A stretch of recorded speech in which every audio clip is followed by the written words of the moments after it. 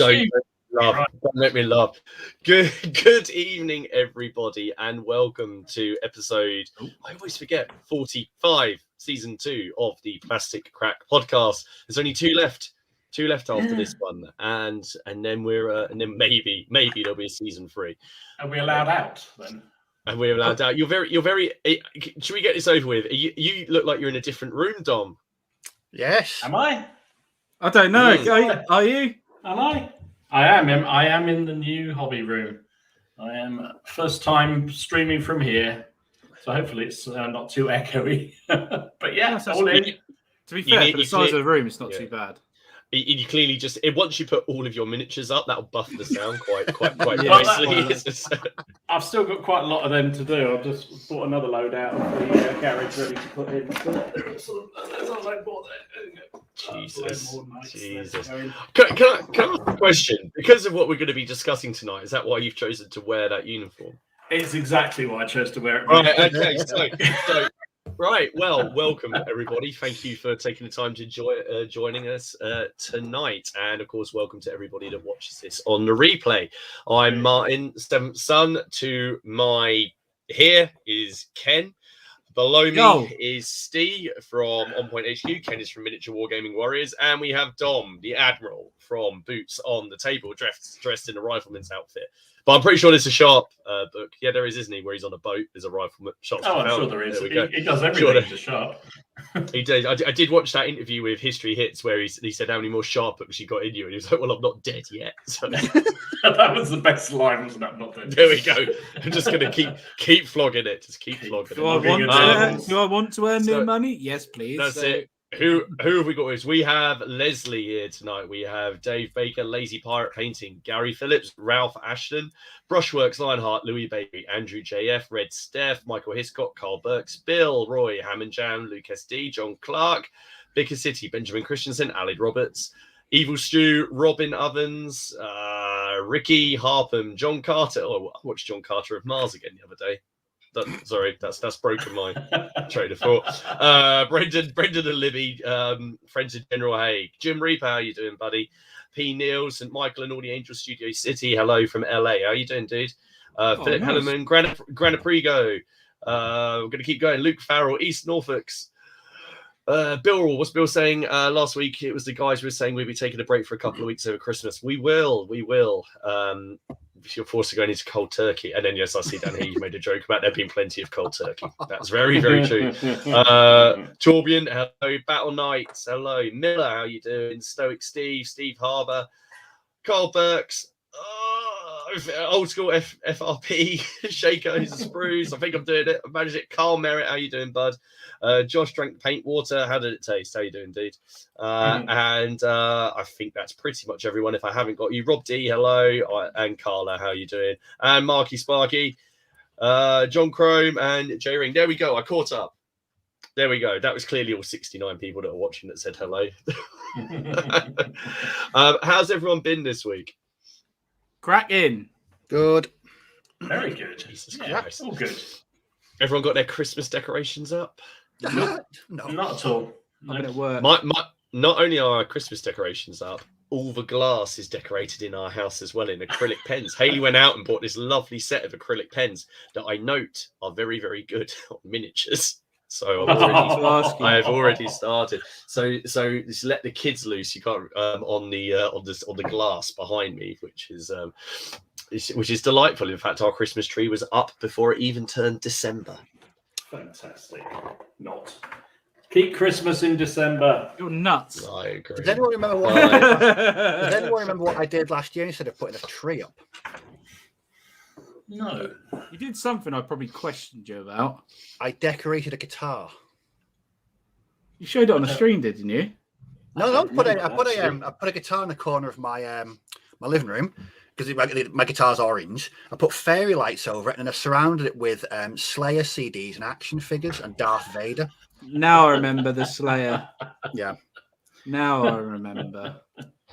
Quality. That's what Christmas should be about. Slayers, yeah. Yes. Red Steph has just said, when is CrackCon 2? Next year's diary is filling up and he doesn't want to double book. It will be announced in the new year. Yes. It will be announced in the new year. We have to have some chats with basically We need to ourselves. talk to people and other people Yes. and sort people out. and mainly each other. Before we, actually, just get Yeah, our we got to fingers make out, sure we really. are actually free as well. Yeah. Yes. Carl says Steer using a green screen from 1987. He's getting an old MTV video vibe. There is a bit of a Metallica's One about it. Yeah. Oh yes. What I loved at the beginning was when we started, Steve had gone back into the background and it completely disappeared, and all you saw was the Landschnecks. That was it. The cod piece. All you saw were the cod pieces. I'll be doing my best Max Headroom impersonation later on. Well, what we should say? Well, I think we should really have a catch up with what everyone's been doing, and why don't we start with young Steve? Steve, what have you been up to, dude? Young. Young. Well, let me try and find my things. Here we go. So oh God.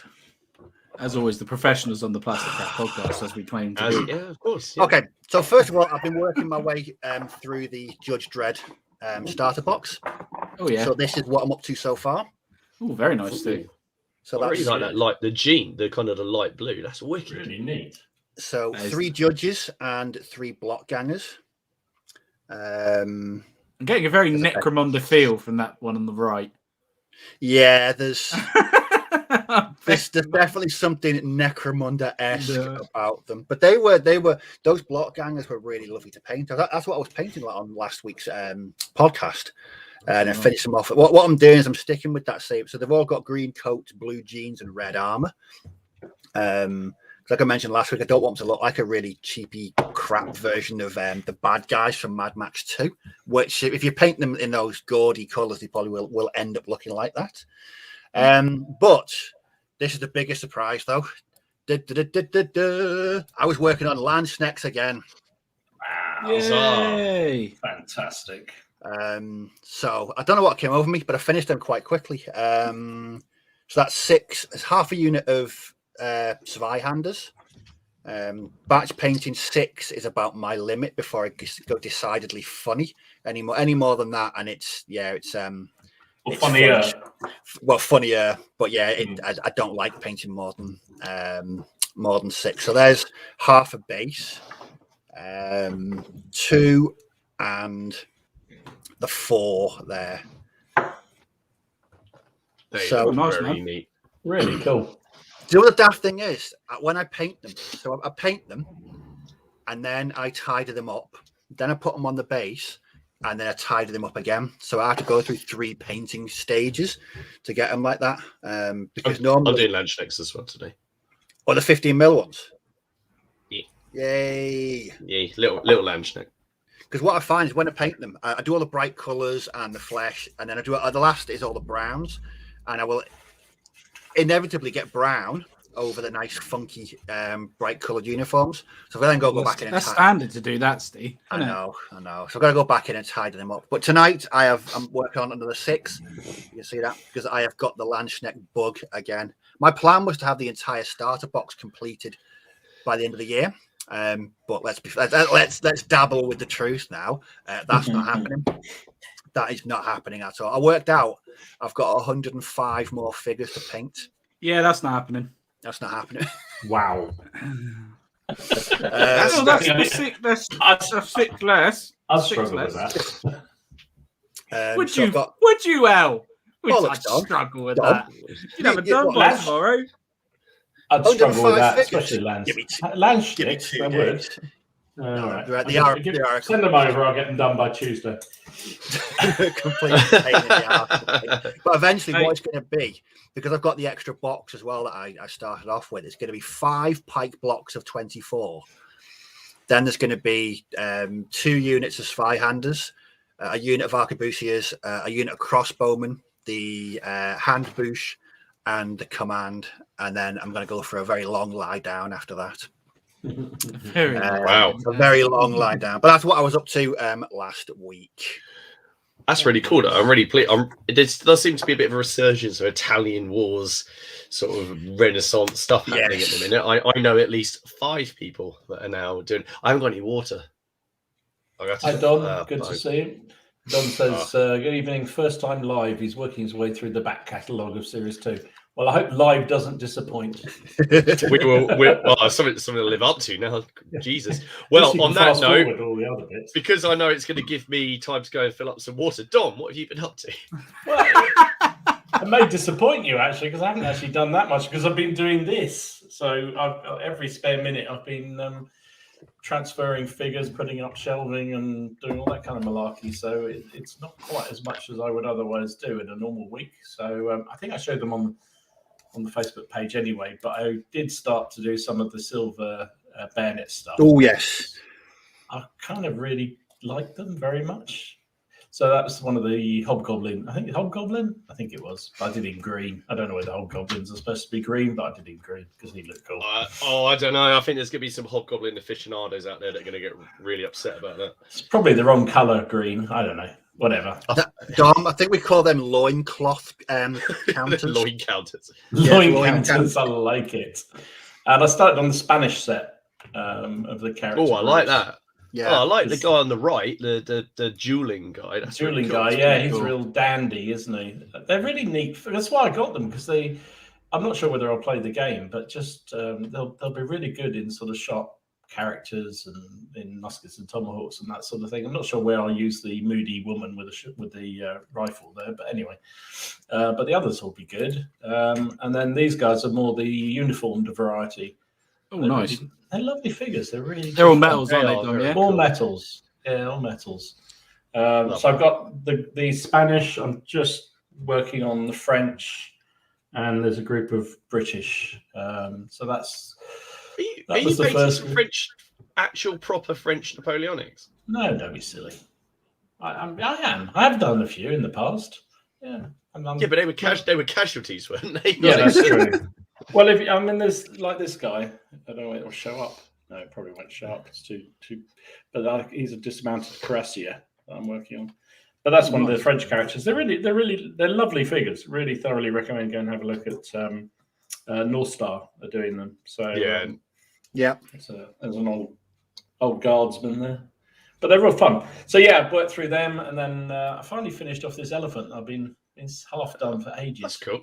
Where's that from? That's oh god, which one is it? That really nice Aventine. Aventine. Aventine. Aventine miniatures. Yeah, Aventine miniatures. So I need to finish off the Howder and the basing and find some suitable crews. But yeah, it's fun to do. So yeah, that's it. Other than filling this place, that's all I've been doing. Sorry. That's it. That is it. There's no. I feel like I built that up quite a lot. Then. Yeah, you did, and you've completely let you down. Yeah. Well, I have to say, genuinely, every spare minute, I've been just lugging boxes around, getting my paint sorted out. We know it's going to be shitloads of stuff, don't we? I was going to say, Dom, transporting 400 million figures into your man cave, it's going to be quite a tall order. You know what? It's good for the old fitness, Steve, because I'm kind of lugging. I was up in the loft the other day bringing down all my 15 mil ancients. I'd forgotten how many I'd got, and all in massive great trays. And I forget so much of it is metal. And by the time you carry them around, they're bloody heavy. So yeah. Yeah. Oh well. Okay. So there you go. Sorry, over to you guys. Well, go on then, Ken. Go on then. What have you been doing this week? Okay. As if we couldn't guess. I've done some more painting. I did. Oh, sorry. Oh, that's all right. So yeah, I've done a painting tutorial. Check the video out. All the links to all our YouTube channels can be found down below. Come and check them out. Go to the Facebook group as well while you're there. Warlord fanboy.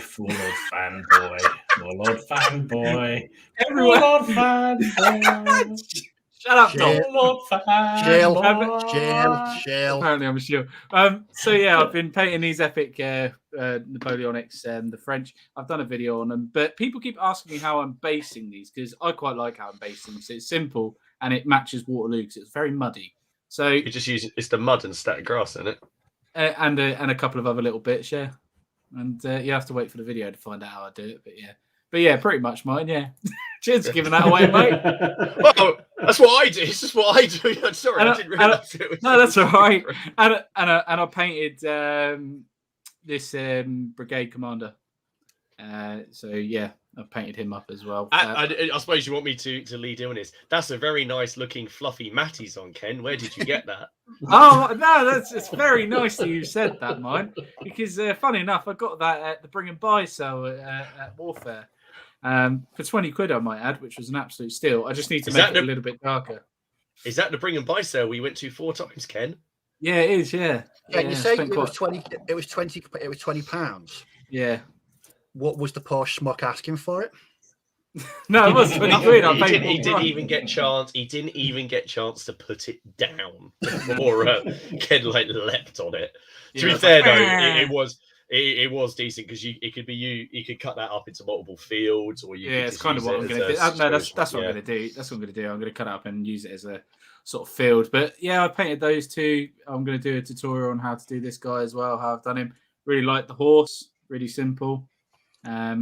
Works well at that scale as well. So yeah, very very happy with that. And cool. Contrast with normal painting techniques works really well.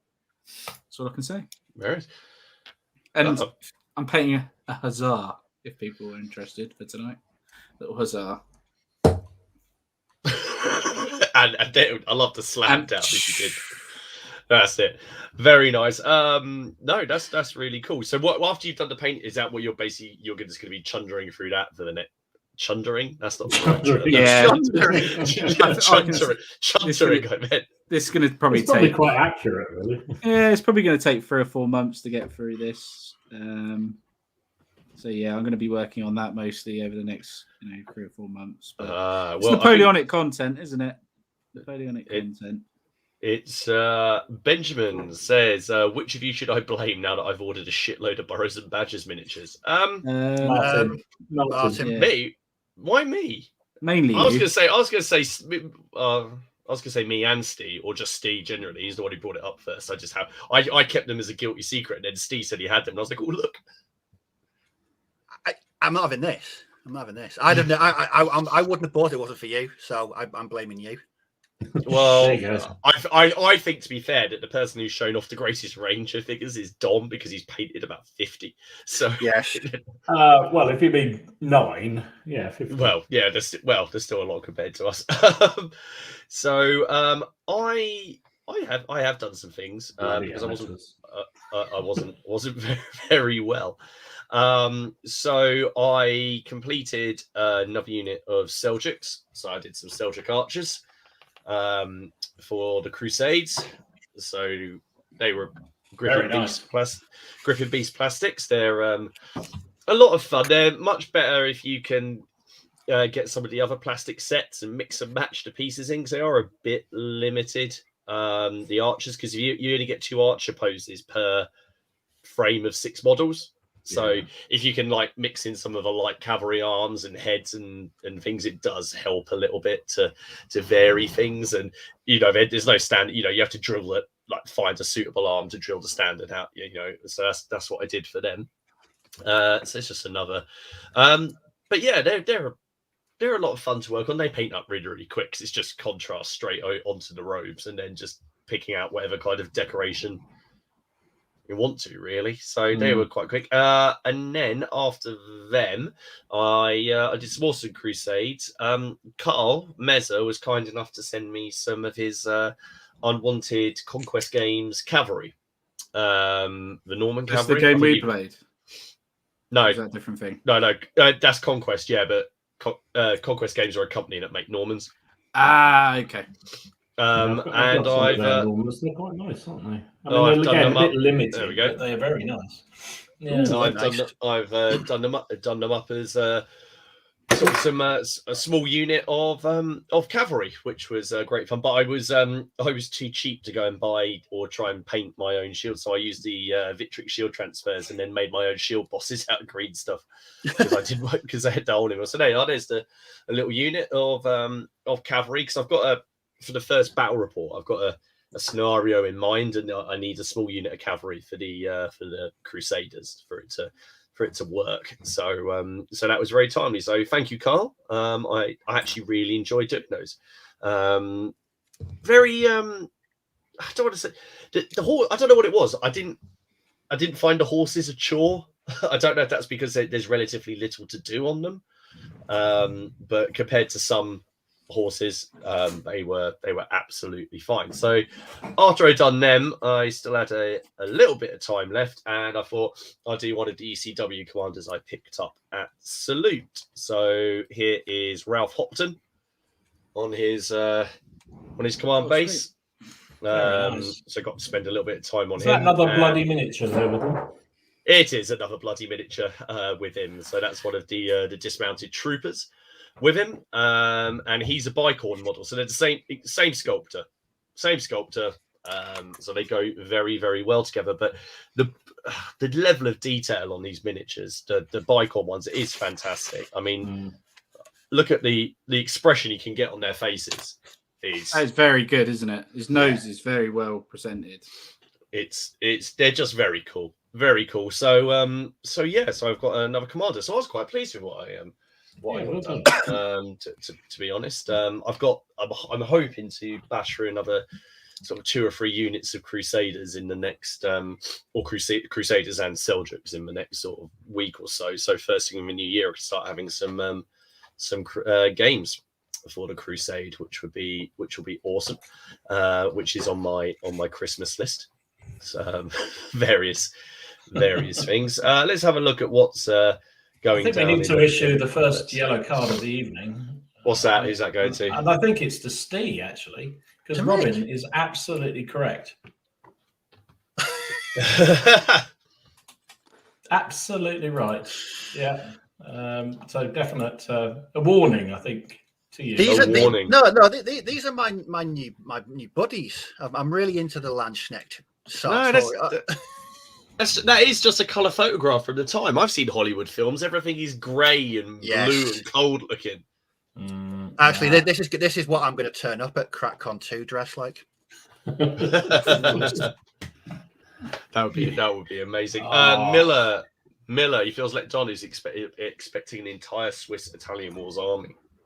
It's all sitting at the back there, and it's going to come out over the Christmas period, and we'll see how far we get over Christmas with it. Miller, don't worry, I won't let you down. I will crack on. Shring7 says sweepstake on how many armies Dom discovers that he forgot he had. He reckons 6. I wouldn't actually put it what in the first week or what? And then Robin said 13.5, but I assume that's in. And there must have been there was a question about the scale of the epic naps of what that meant. Armies, 13.5 armies. They're 15 mil, aren't they? No, controversial. 18. There might as well be 18. I don't know. Yeah. 18 in it, and it's 12 to 18. 12 to 18 is now. What do you reckon? Hey, Ken, 12 to 18 is all just 15 now, isn't it? Isn't that right? Yeah. Apparently, 12.5 was the new 18. So that's what I heard. So I'll just quickly. Damn it! Where's this bloody thing gone? Let me just get this up. 2 seconds. There you go. I finished him.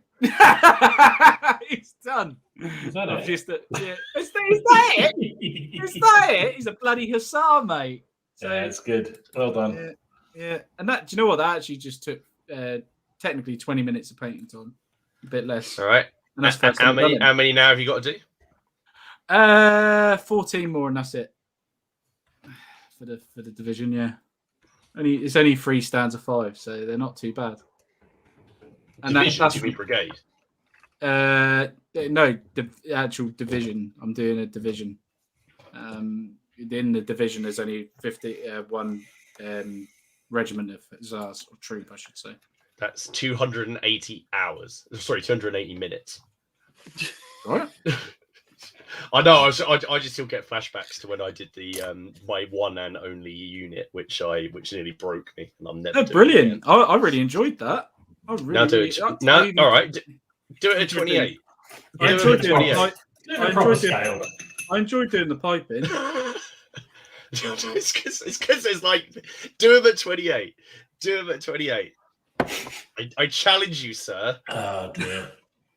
Do them at No, 28. because I've got to buy them at 28, and I don't want to do that. I'll give you some. Like, I have a plentiful supply of Napoleonic cavalry down here. Trust me. Wasn't it, Martin? I Wasn't would it Hussars that you said to me that I should definitely try and paint one day? yes, he Yeah, wanted that's you. 'cause I was He wanted thinking you very last year on the bloody Christmas minded, challenge.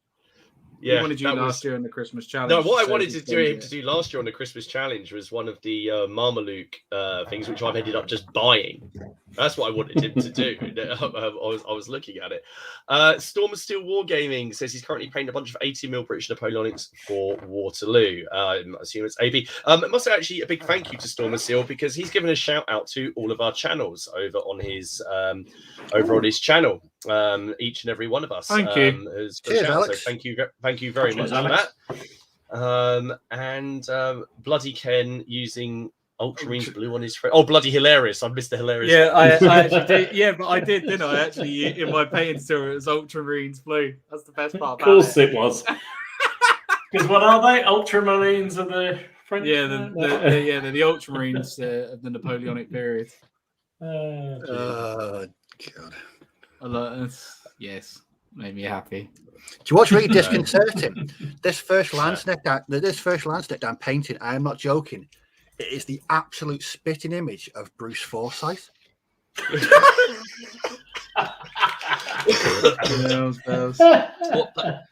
Nice to see you. When I was painting, Pike. To see your pike. I kept looking at it, thinking, "Who does that remind me of?"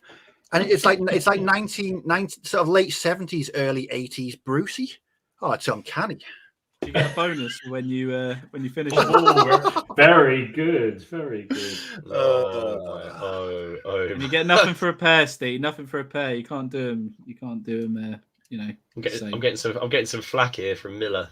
It's bloody royalist. And then Shako be all right if it wasn't a royalist. Well, it is. He was actually one of the decent ones, wasn't he? It was him and Waller had a really good relationship, wasn't it? Wasn't it the two of them had quite a lot of letters between each other, and it was their friendship fell apart because of the sides they chose. I think it was. I have to probably happened quite a lot, didn't it, during the English Civil War? Probably. I don't know if Cromwell and Charles sent many letters to each other about their friendship. I don't think that one was particularly. But Storm of Steel, Ridley Scott is doing a Napoleonic film first. Oh yes, I did see the comment up there saying spare us from a Ridley Scott Landschneck film. Because it'll be doused in blue filter. I'm about to watch that one he's just done, The Last Duel, because it's on Disney now. It was in the cinema 2 weeks ago, and now it's on Disney already. So I am going to watch that with the half visor thing going on to find out what that's all about. But you're going to get annoyed about that as well. That's not that won't annoy me because it doesn't annoy me so much when it's in a film because I understand a film is for entertainment, whereas when a documentary pretends to be fact and then and then sets itself, and it just it did say it out. was. It did say it was factual, Martin. So it's got to be right, What? Isn't it? Yeah. What's fact? The It says documentary. based. It says no. Well, the documentary. This is it said this is the true account. So It says this is the true Gotta be story. right. Yeah. Oh God, totally. Yeah, it must be. Yeah. Absolutely. I'm just going to go down there and throw all those books away down there that are about the wars, all of that there. I'm going to go throw all those out now because they're wrong. Anyway, speaking of films, I finally got round to watching The Unknown Soldier the other week. Oh yeah, another Finnish film about World War II. Yeah. Oh yeah. Mm-hmm. Brilliant, absolutely brilliant. It just made me want to go and kit bash some Finns afterwards, though. Always, World War II films tend to do that quite a lot, don't they? Yes. Yes. I'm listening to Stalingrad at the minute by Anthony. What's his name? Beaver. Yeah, Beaver. Is it? Yeah. Beaver. Anthony Beaver. Yeah, I'm listening to that at the moment, and I've got that book somewhere. It's fucking great. It's an absolutely fantastic book. That really is good. All of his books are great. I've listened to all of it. This will be the last one, and Berlin I've got to listen to as well. But I want him to bring out a couple more. But it's definitely.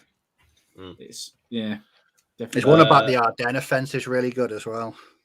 Right, we'll have to I have got an Anthony Beeville, but I can't remember which one it is. I know it's in my office, like on my desk. I think I've been using it to weigh my site files down for quite a while. They are quite weighty tomes, all of his books. So. But I think I found it, or one of my friends found it for me. In so we have an RSPCA charity shop just down from us, and there's always some cracking books in there. So they're always in there. Fury, still the best historically accurate film you see. Like, Steve's. Oh No. Oh no. Oh, could I just for James as well? I loved his Danish. He got the Danish army from Great Escape Games. Yeah. What a lovely looking army, and I'm definitely not investing in that army in the new year. Cheers, James. He does some beautiful armies, doesn't he? Yeah. God damn. And the terrain as well. Jeez. Right. So should we we've actually got quite a fun, well, I thought it was going to be fun anyway, topic tonight, which is Steve I basically have ripped off Steve because I couldn't really think of anything to do. And Steve, when he didn't think of anything to do, he said, I'm going to do the painting clinic. So he's done it 2 or 3 times now. The idea being that, we are, how do you paint yellow, or, how do you get that perfect dry brush on something? So I thought we would do something a little similar but slightly different, which is we'll do the gaming clinic. So everyone in the chat and you guys, I thought, what are those situations in games, or those traps that you keep on falling into, that you keep on falling for, that you keep on swearing about, you keep on getting done over? Is there something that you really want to know how to take out, or is there just something that you just want to share? I mean, I'll get the ball rolling because Dom's wearing it, so we might as well. I should probably log out of my emails. We should. There we go. Go away, work.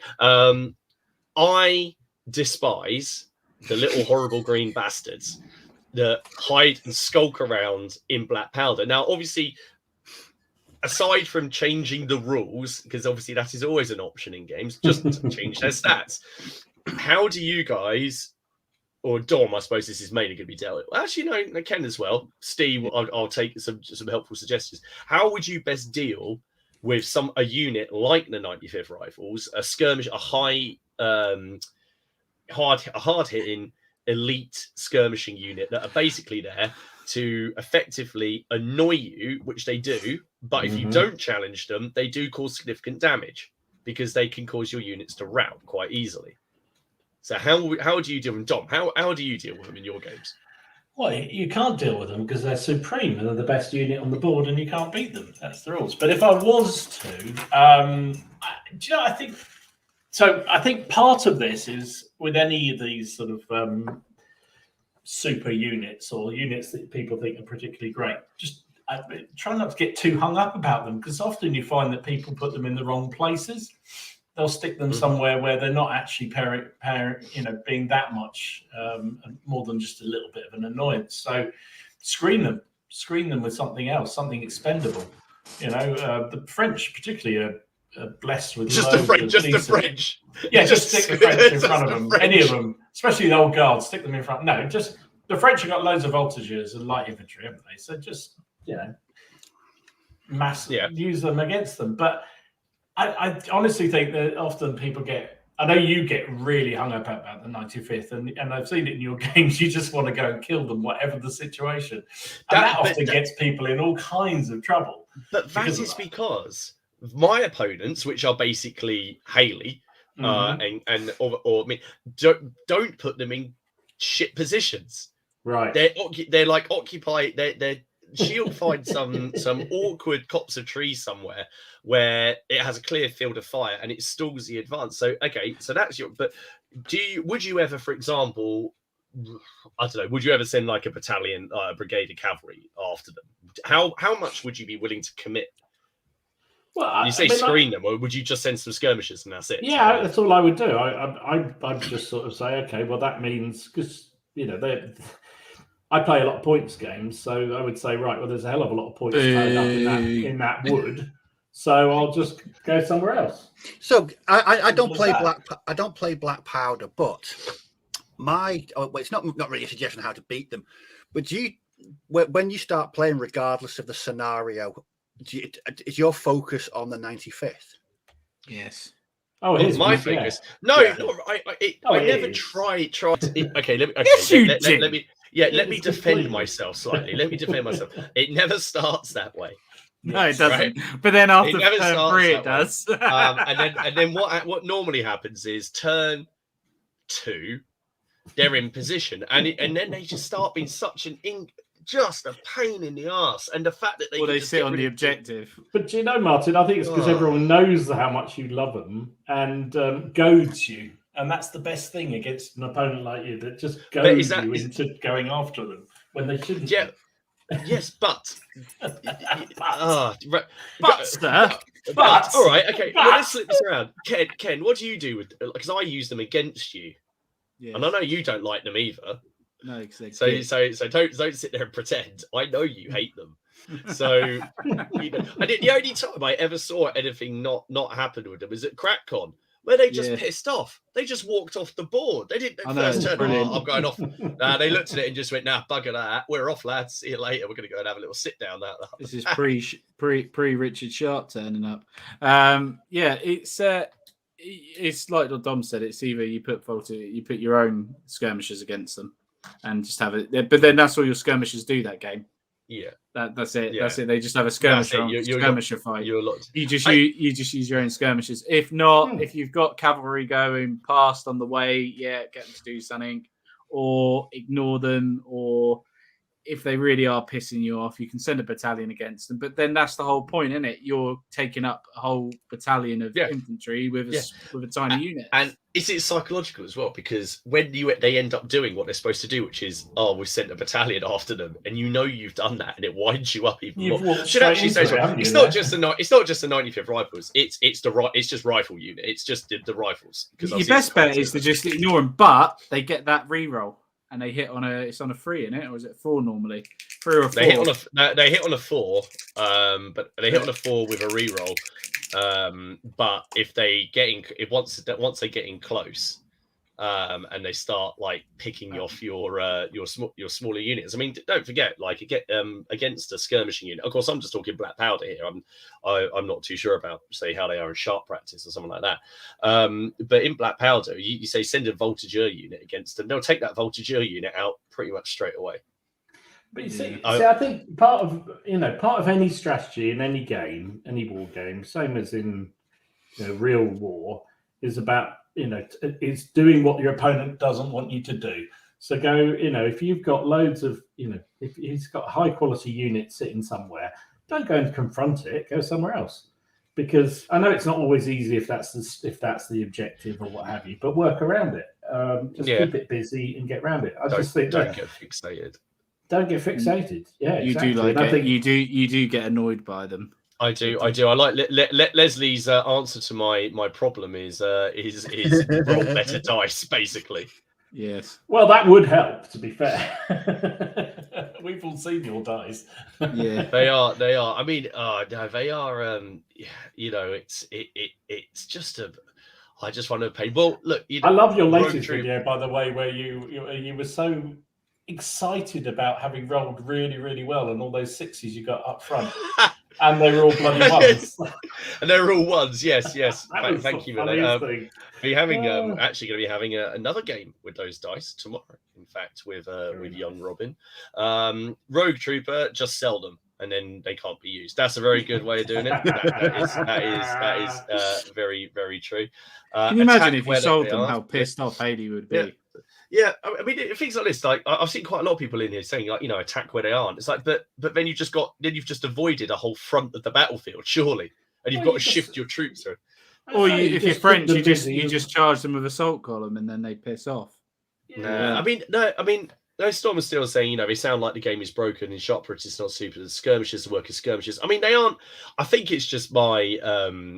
I just hate them. I don't think they're overpowered particularly. They've got the elite rules so they can shake disorder and they can reroll some shooting. But it's at the end of the day, what are they? 2 or 3 dice firing with a reroll. I mean, they're probably getting 1 wound at least every turn. it's not that decisive, really. I mean, that's not what I was saying. I think this has been taken a bit out of context. All I'm saying is like what I was just wondering how you guys deal with skirmishers, basically. So it's like charge them with everything. Yeah. There we go. Right, there we go. Cool. So go ahead. Right. Okay. So on that note, Dom, what about you? Give us what's something that you have a problem, because you don't. I have heard you swear about situations. What's something that you need to bring into the clinic? What have I sworn about in things? When you play me.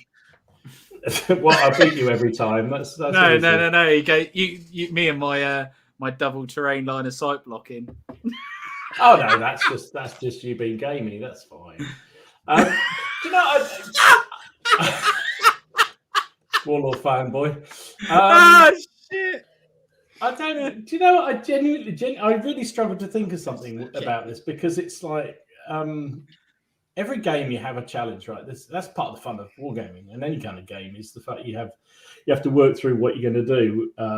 Winkling something out of a village that is really going to be tough to do if it's the objective. So I really struggle to find out. I guess things like in sharp practice, you have a problem with things like cuirassiers and lancers. Lancers are a nightmare in sharp practice, but then cavalry aren't overly impressive because they tend to get cut to pieces by anybody shooting at them. But if they can actually get into hand-to-hand, they can be pretty deadly. Storm, I learned that at CrackCon, my very first game of CrackCon, of sharp practice, and I thought, ooh, let's do a cavalry charge. What could possibly go wrong there? No, a lot. Everything, because 2 turns later they were back at my end of the board. Yes, and that happens in sharp practice because it is a skirmish game and it's not going to be mass cavalry charges really. But if you ever manage to get them in, they're deadly. But I don't know. I'm really not sure. Is there nothing that you do in games that you feel that you fall for all the time? You're that good a general. No. Of course, I fall for things all the time, but I wouldn't say it's necessarily the same thing every time. I have a variety of fuck ups. You sometimes forget your special rules, Dom. A bit. I've noticed that. Yeah, sometimes. but is that something about the game? I suppose, I could say that, but then that's partly because I play too many bloody rule systems and I forget all the rules. So, literally 1 week we're playing, Lion Rampant, the next week we're playing Sharp Practice. Yeah, we're playing that on Friday down the club, aren't we? Yeah, we are. We're first time, actually. So, again, that's the case in point. We haven't played Lion Rampant, so we're going to be completely trying to learn it all. So I'm sure I'll cock things up completely. I do get really frustrated with those sort of rule systems that... you're right, Carl. Old age as well. I do get frustrated with those sort of rule systems that sort of have these cut-off activations. So that's going to be a challenge. When you fail with one unit, that's it for your entire army. That's it. Yeah, the whole lot. They just that's going to be a real challenge. But no, I genuinely don't. I'm not saying I'm brilliant at the games at all, because I'm not. But I can't think of anything that every single time gets me that I fall for. I used to. Oh no! I used to have opponents that I know. One of my old muckers who I used to play a lot with, Nick.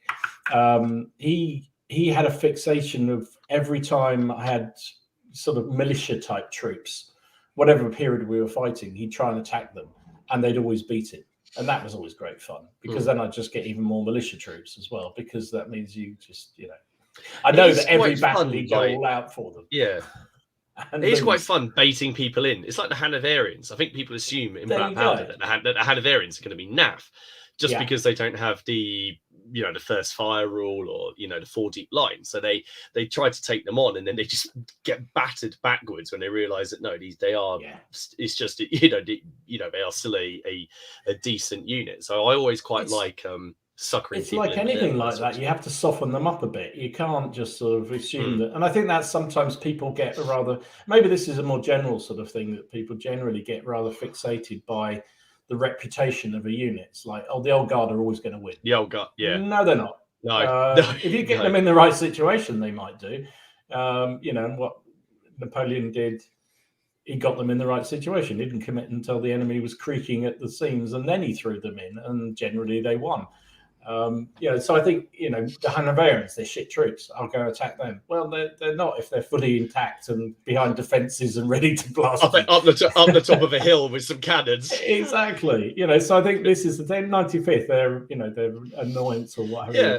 They're going to win me the battle. No, they'll just be a really annoying thing to your opponent, but they won't win you the battle. So I think it's about kind of just being a bit more circumspect about everything and trying to treat everything, not just on reputation. It's like, I've got mass cavalry and I'll be able to sweep the table away. Well, it depends in the situation, right?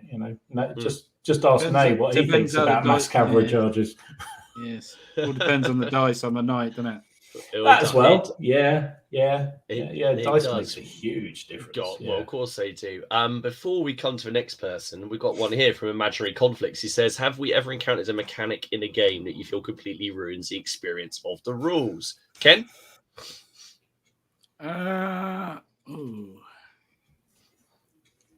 No. Oh, yeah. Actually, the 40k, but we're not going to go there.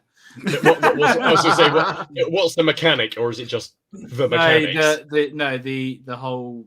I do everything that takes 3 hours, and then you do everything that takes 3 hours, and I have to stand there and not even react to anything or anything like that. At least with Black Powder, you can do reactions if you get charged and bits and bobs. It just drives me insane.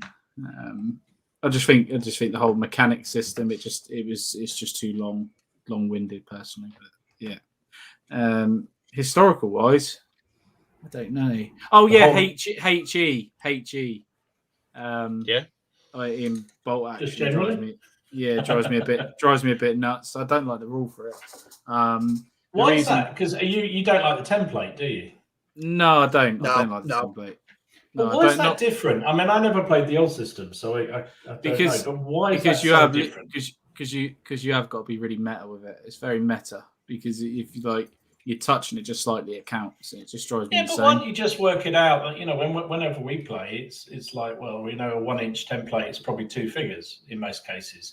3 inches, 3 figures. Yeah, but you can make a 1-inch template 4 guys if you really want. Yeah, you could do it. People do it. And so the HE, it just drives me insane with that template. And I don't. What's the other one that really gets on my tits and bolt action? Mortars, especially when I play you. Mortars have come up, but I've heard a lot about mortars. Mortars are all good. Yeah, they're zeroed in. Yeah, don't get me wrong. Mortars are zeroed in. I get that. Yeah, you hit, you zeroed in. I get it. But you still got a scatter effect with a mortar. It's not going to hit the same spot every single time, bang on. Yeah, that is a little bit frustrating. Yeah, once you're under it, you can't get away. No, that's it. Once you get a 2 roll, you might as well say that's that unit gone. Yeah. What's the point of going on next turn with that dice? It just doesn't make any sense to me. So I think mortar is a bit overpowered. Personally, I think maybe it should be you hit on a 2, or instead of a 2, you hit on a 3 or something like that. But once you're zeroed in, it's just frustrating. Or you should have. I just see Steve's. I've just seen Steve's as well. Yeah. In Black Powder, how do you deal with an opponent who rolls 6s every time, and the person running your end of the table is biased against the British? How do you do that, Ken? Yeah, what do you do about that one, boys? When you do that, you sack it. You sack him. That's what you do. You sack it. You go to a different convention and you don't play Black Powder. Steve, you come to the other end of a table, mate, where it didn't go any better. I'd just like to say. No, that's interesting. What about Steve? What about you? Is there a mechanic in a game that drives you nuts? Yeah, 2 and bolt action, Tiger Fear. They don't have it anymore, Steve. No, and Turret Jam. Turret Jam. Oh, damn it! That's a stupid thing. It's a ridiculous rule. I mean, what's the point of that? I don't understand. What are the chances? I mean, yes, sometimes turrets would get jammed, but not on to jam a lot. Yeah, 50% chance of a turret jamming just because it's been hit. What? No. Yeah. So that's. I've mentioned it before. Really. It's not game breaking, but medium game machine frustrating. Guns. Yeah, medium machine guns should be a lot more powerful in bolt action. They should have more dice, and they should give either 1 or 2. They should have a give more pins. Yeah. But it's got to be for me turret jam. I never see the point in that rule at all. I just don't know why it's there. Oh, no. I've just realised one unit I fucking hate in bolt action. What? Dom's going to know what this is. That Sniper. fucking motorbike. Oh, the motorbike. Yeah. Oh yeah, with the machine gun. Yeah. Oh yeah, yeah, that motorbike machine gun that costs less points. But I found out what the draw away is, Dom. You don't get the small team rule with it. No, you don't. So one shot. That's it. Yeah, but you still got to hit it. You still got to hit it. You still got to hit it. How many can you have? How many can you have? Generally only one. Unfortunately. I hate it so much. I know, that's why I always take it when I'm playing against you. Dom, can you please text me about that unit so when I play Ken? Yeah, of course I will, mate. Thank you very much. I'll tell you all the units that he hates, and you can brilliant. Like, so, right. What about you, Dom? Is there a mechanic in a game that you hate? You basically just said you hate anything that just ends a turn. So there was a mechanic in this. I saw Alec is in the audience because this will make him laugh, because we tried to play Rebels and Patriots. Is it Rebels and Patriots, the Osprey game? And it just annoyed the bejesus out of me, because every single time I'd roll too high and that finished my turn, which was one thing that really annoyed me. And then the other one was in that rules, and I can't remember exactly how it worked because we haven't played it for ages, thank God. But you get in a situation where your unit got shot up, it sort of went disordered, and it wasn't allowed to then move. So it would just stay there, sitting in front of the enemy that had just blasted the shit out of it, and you couldn't go anywhere. You couldn't even pull back. No. And it was just like, well, so what's the point of that? So you end up modding a game or putting in your house rules to the ridiculous. Well, what's the point? I might as well go and play something decent then, shouldn't I? This is the thing. I mean, as you guys know, I have no issue changing rules or house ruling or doing anything. But you know, sometimes you know, when you get the game out of the box, you'll play something and go, hang on a second. Mine, I've got one. I can think of it. And this is something that drives me nuts, but it's a core part in the mechanics of the game. Points? No, points don't bother me if I feel that they're relevant to play the game. Like in certain games, I think they are. For big, massive historical games, it doesn't really bother me because I just lose. It's in Saga when units bounce off each other after combat. It drives me nuts because you can't pin units down. It drives me potty because there are some armies that like for example the Irish, you go in there with the hounds, and then you do your attack, and then the hounds have to, and then you back off after one of the units backs away after combat. And I know partly that's to reflect the original rules, which is about shield walls clashing and then backing off, right? But I like being able to, so you can't have multiple combats in Saga. No, you can't have multiple combat, and that annoys me. That really annoys me because I want to get that unit. I want to stick it into. You can't in Black Powder, so why does smash it? You can, but you can in Black Powder because you can hit in the flank. You can attack in the flank if a unit's fighting to the front. Yeah, but only that's what I mean. Subsequent round, can't you? So no, you can charge in the same round. You can hit a unit in the front and the side in the same round.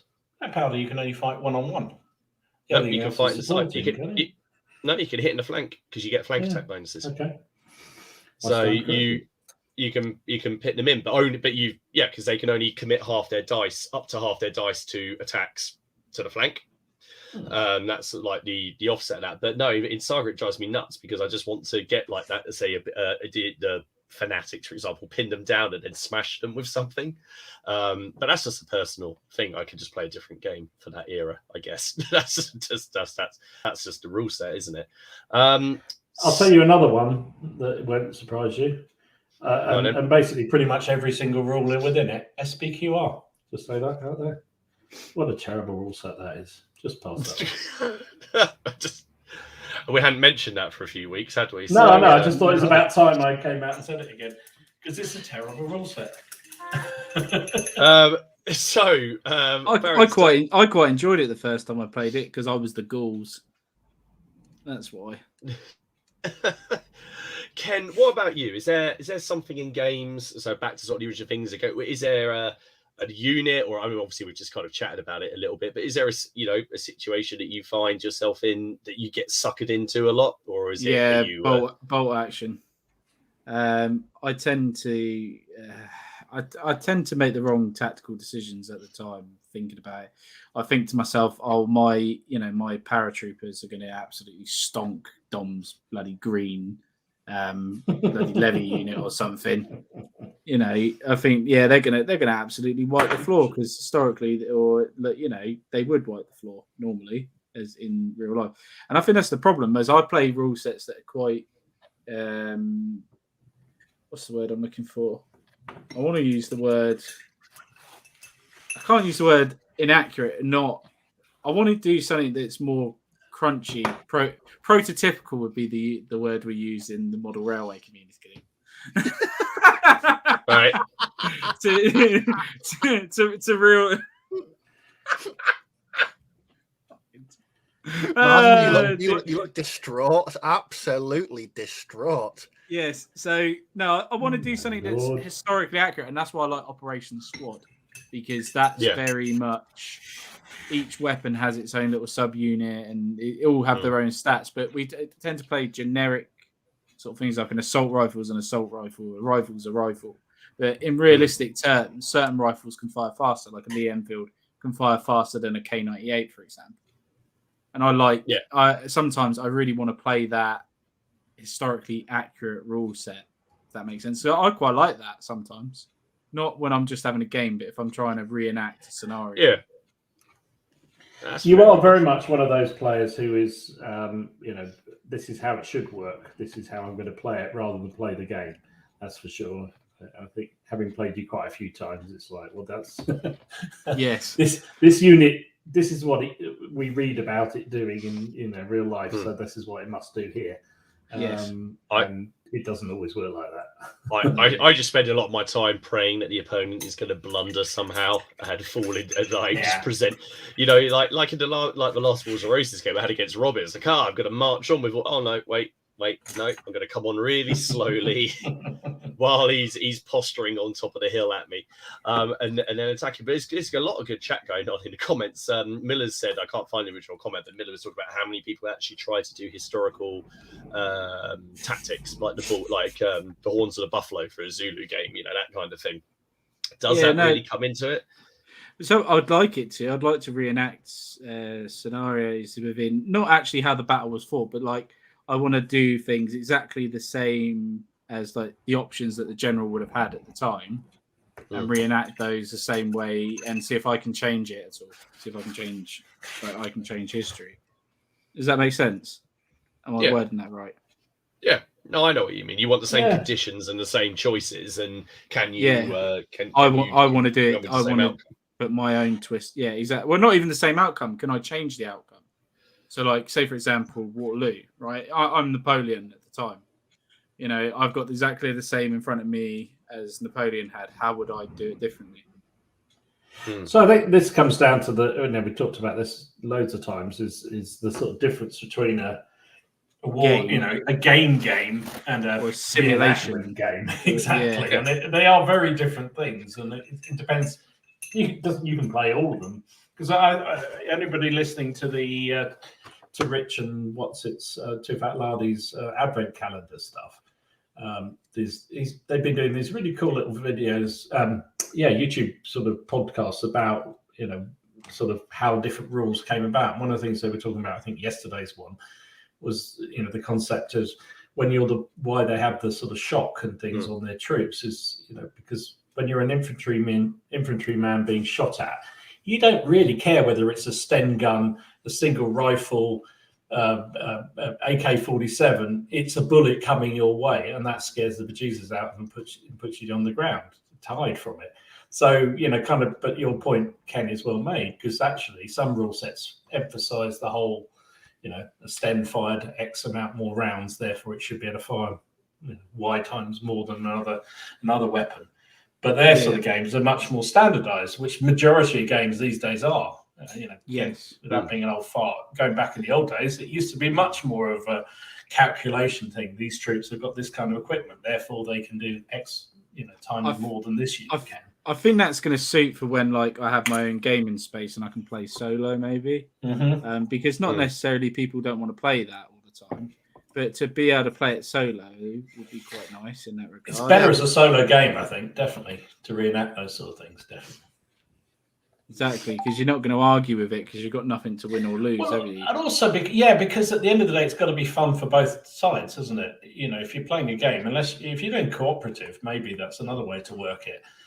But you need to have, if the poor buddy, whoever it is, the green troops being attacked by your American paratroopers, it's not much fun if the green troops have absolutely no chance whatsoever. No, exactly, yeah. So you've either got to make it so that there's a scenario where they have to hold on for a certain length of time, and that becomes the challenge for you, or you balance it out so they have got some kind of chance, or you play solo. I think we're probably getting a little bit too much into maybe individual rule sets. The Storm of Steel basically says, when you bought a rule set, it's yours to do with what you want. What I mean is more generally, a good example is I really like things that look cool in games, right? So I will just go, that's going to be really cool if I charge those cavalry up that hill at those guns. They're going to die, but it will look cool. So I'm going to do it. I get suckered by that kind of thing. That's what I mean. I do lose more games than I win. I don't know if you've realised that. A good example is this week. I won. We played Star Wars Legion against my mate, and I didn't just win. Sorry, Kev. I annihilated him. And he put this comment on the YouTube group, the Facebook group, and then someone said it's like what did they say? I think it was Matt Mail put it's like a million voices all cried out at once. And that'll be it now for 8. And then Kev actually pointed out to me, I think that's like the first win against him I'd had in about 8 months. Genuinely, but I go for a lot of time in games. I want to have fun. Ultimately, I'm playing the game, and I want to do what looks cool. So period tactics only come into it a certain way because I'll be like, do you know what? No, it's going to be really cool if I, I've only got, you suppose you meta a little bit going, I've only got 1 turn left. What the hell? Let's just go. Let's just all out assault, which is a little bit what happened in that Wars of the Roses game I just played. Robin was sitting pretty up the top of the hill, so I just thought, bugger it, let's just go. Whereas the smart thing would probably have been to consolidate at the bottom and try and hold on to the points, because I could have just thrown it all away. But you got to take those little gambles. Steve, what about you, mate? What about you? It's going to be bolt action, but that phrase where you say that plans only survive. Plans fall apart when you're on first contact with the enemy. In bolt action, I tend to overplan too much. And I think that I then get stuck in a mindset of blindly following this plan, regardless of how much of a meat grinder I'm putting my troops through. I'm not saying I'm inflexible. I just want the plan to work. But that for me, Ken said no, often choosing the wrong tactical decision. I don't know where I'd be a really, really crap poker player, because I always go for the Hail Mary option in bolt action. I don't know what it is. If there's something that's got high risk, high reward, I'll do it. I don't know why. Just do something. That's good to know. That's good to know. I need to know here. Ken hates motorbikes. Steve, high risk, high reward. I just like when those. I mean, in games of Blood Bowl, high risk, high reward's worth it, because you can win a game by doing that. In bolt action, especially with me, because I wrote my sort of go-to armies for bolt action are veteran, small units. So small. I tend to have less units than my opponent, because I like working with smaller, more sort of elite veteran things. So I haven't really got the troops to throw away. But I will still attempt that Hail Mary maneuver, or just do something ridiculous, because it's like you said, because it's cool and it's going to look.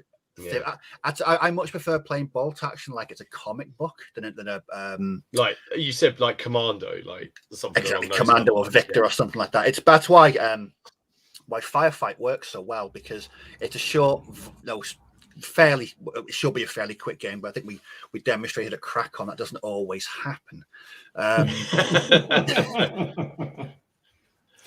Yes, Martin, No, I'm looking at you. No, and that's for me is my biggest weakness is that sometimes I tend to overthink my plans, and then sometimes I just do completely, like say, Hail Mary maneuvers or attacks just because it'd be good for the rule of cool. The rule of cool, shits and giggles. Right. When it comes down to units I hate, there's only one real unit I hate in bolt action, and it's not because they're OP or they've got some horrible rule. It's just that whenever they're used against me, they cause me untold pain in the arsery. And that's Japanese knee mortars. So the Japanese Grenadier squads. Yeah, I remember you saying this a while ago. Actually, now they are gits. They're light mortars, and my mate runs 3 in a section. Now, if I was running them, they'd do sod all. They'd just be useless. When he runs them, they're dropping pins all over the place. So do you know something like you said about the 95th? You get blindsided and you want to destroy them regardless. Yeah. I'm like that. If I know where his knee mortars are, I'm gonna go and destroy them. It's can I be controversial? Oh no! Oh, sorry. I don't like pins. Hey, I don't like the pin markers. Drawing pins. Oh right, okay. Yeah, I don't like pin markers. Why? The mechanic? Yeah, I wish there was another way to do it. They just drive me. Oh, that is.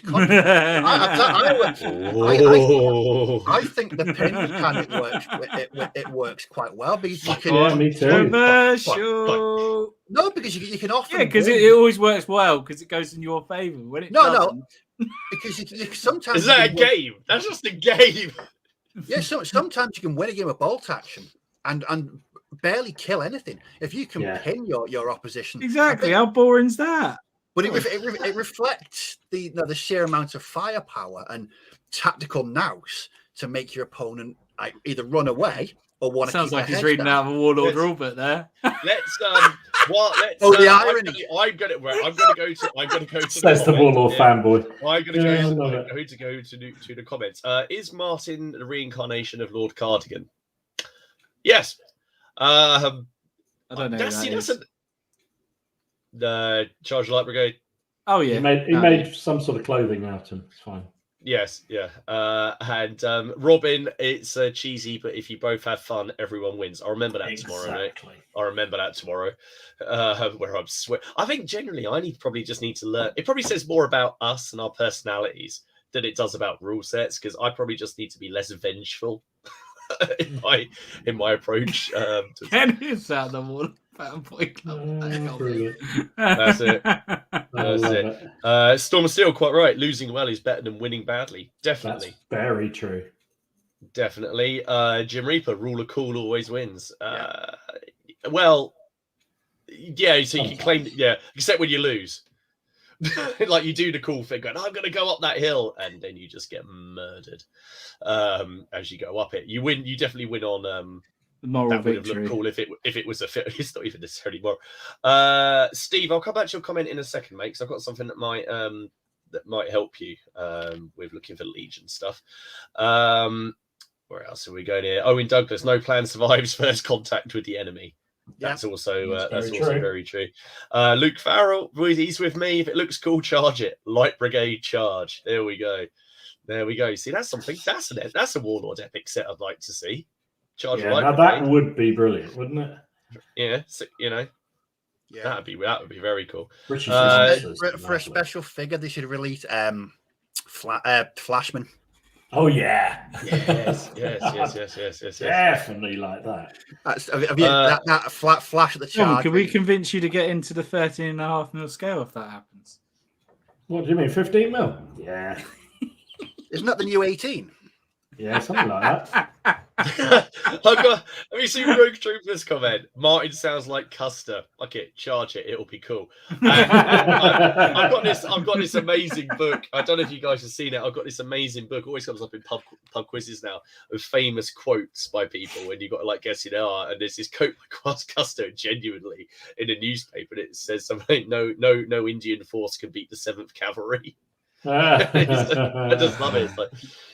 It's brilliant. Oh no! So Ken's been red carded, but I don't know why. I'm assuming because of the pin marker thing. Yeah, probably. Battle Knights pins are a very, very solid mechanism. Ken, you've riled Upset people. you've riled the masses. I did state the controversial subject. So it's okay to say something really stupid, and if you say it's controversial in front, that's good. I like it. Stupid. Okay, then, Ken. Let's okay. What would be the alternative? Yeah, what would you do differently then? Pardon? What's the alternative? So get rid of pins. I have an idea. While he thinks of this, we should do a draw.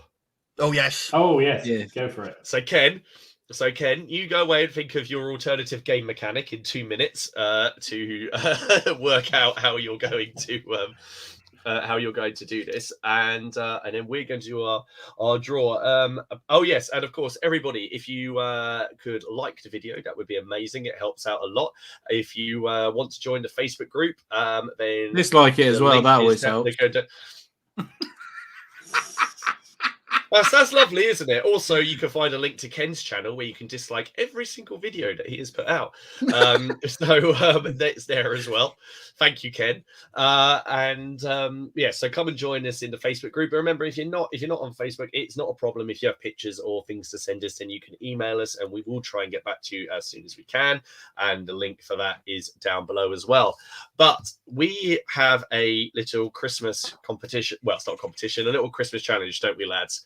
And very simply, this kind of developed last week, and I'm blaming Carla I'm blaming Carla for this. And so anyone who is into RPGs or things like that, and just models in general, might know the site called Hero Forge, where you can design your own miniatures.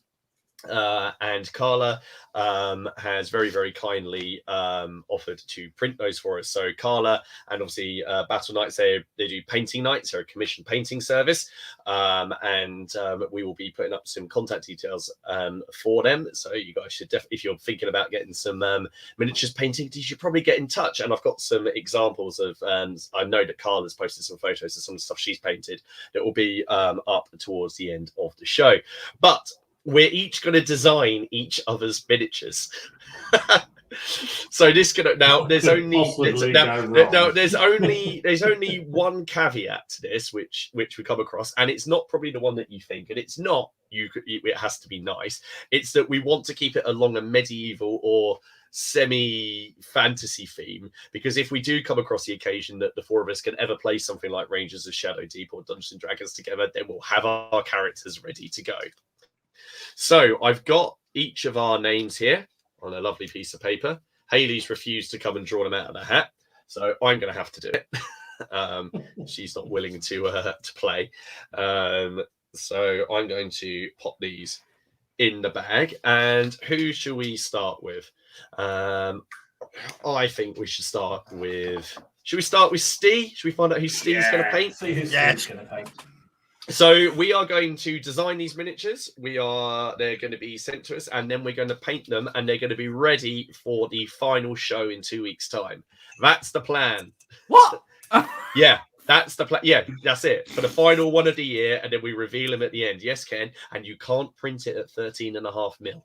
All right. Okay. But there's a lovely little scale measure in there. So I've screwed these up, lovely small. They could be spat out of a straw. They're so small.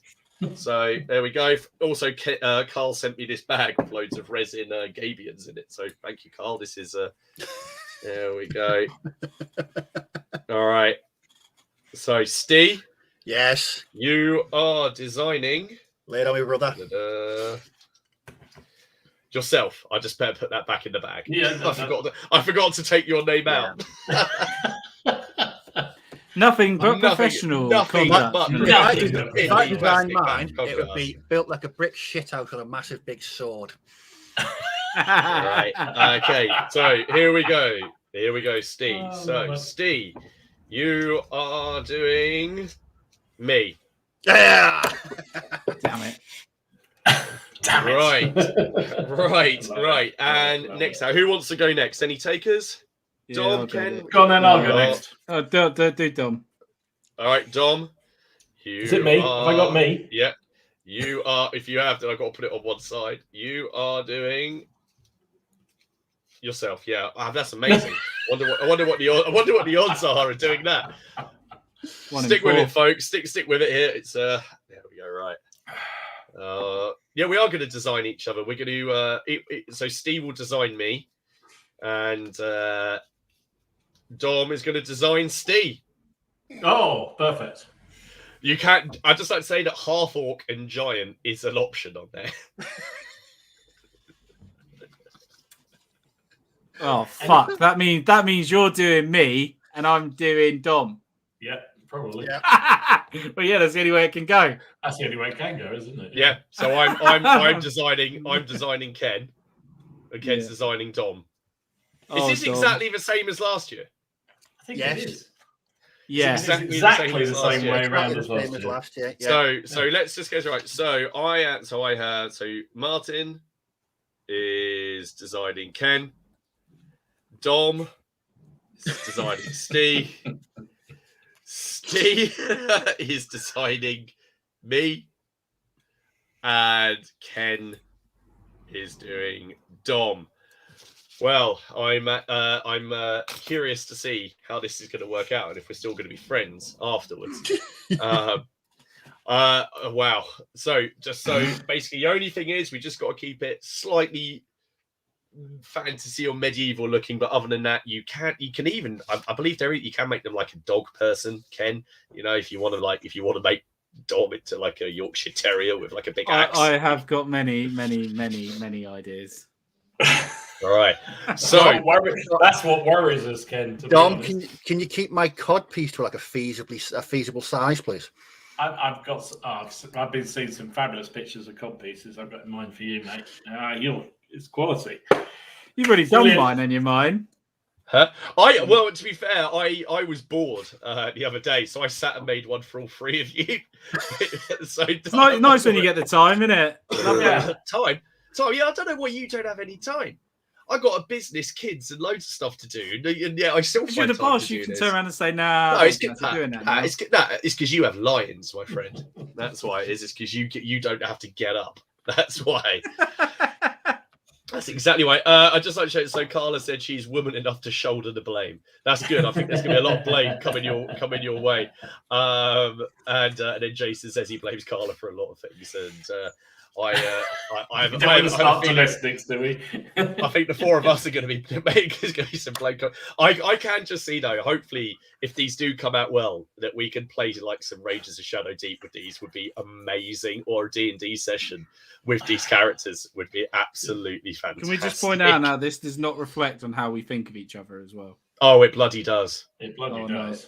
No. Yeah. You wait till you're going to like and hate yours. Great. Especially when I've painted it. Carl has said put Martin as a mounted hussar. You can do mounted ones as well. You can mount them yeah, but then they start going up in price.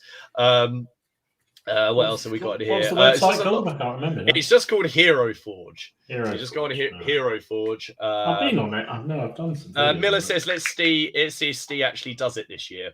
Yeah. Very true.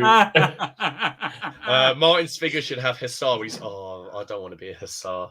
An elf hussar would be like my nightmare.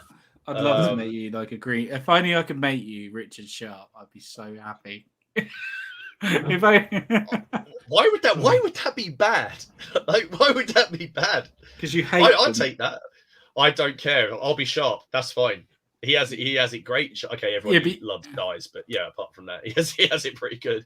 Robin Ovens said this is what happens when Haley doesn't organise a raffle. All right, fair enough. Steady, Robin, steady. Fair point, but steady. Red Steph thinks Eurovision Song Contest is safe this year. Well, you wait. We got the Plastic Crack podcast anthem. Just quickly though. Speaking of like contests and stuff, there's Little Wars TV still doing that thing.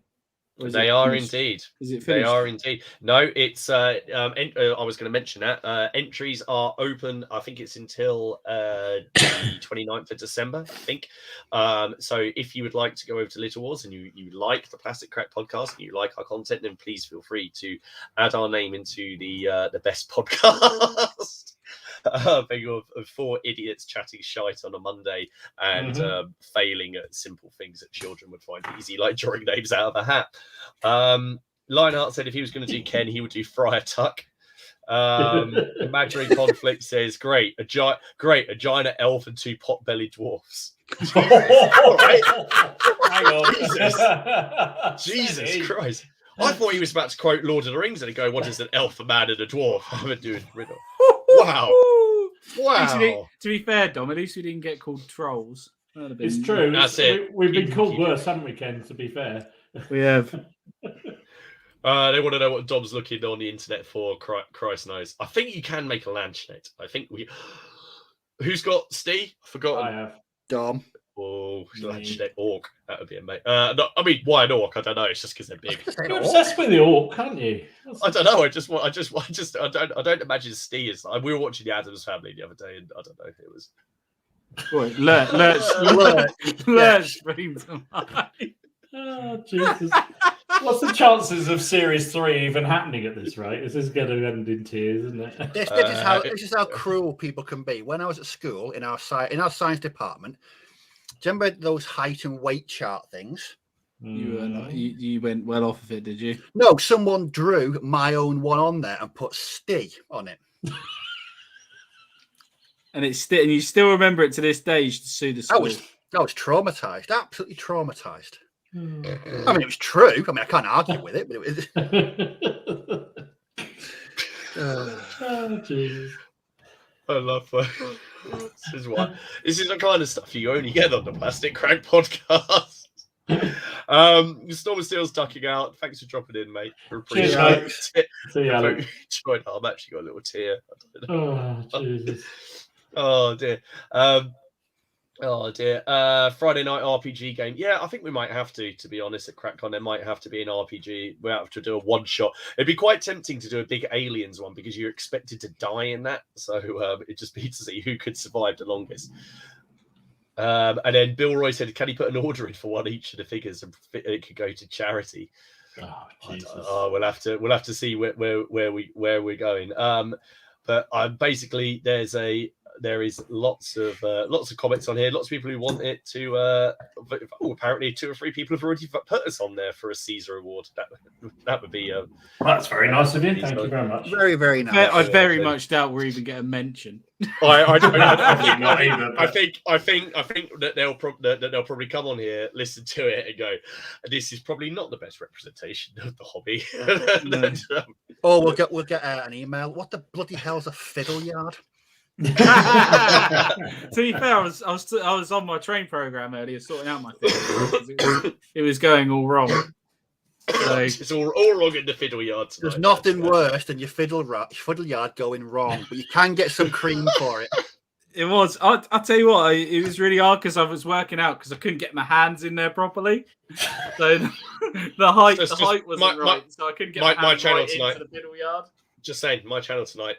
Let's talk about you fiddling and not getting your hand. Should we just mute him for a bit? Because right, so no, I want to hear his new pin mechanism.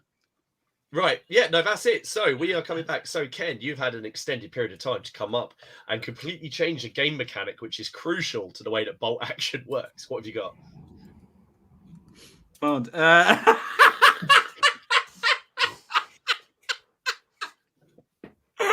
Shit. No. A chart. I love a good chart, me. I love the chart. So a chart. Yeah, I love it. I love a chart. I love it. Right. So you know how you get your kills? You roll to see if you hit and then roll to see if you kill. I'd scrap the roll to see if you hit and kill. I just roll to see if you kill straight away.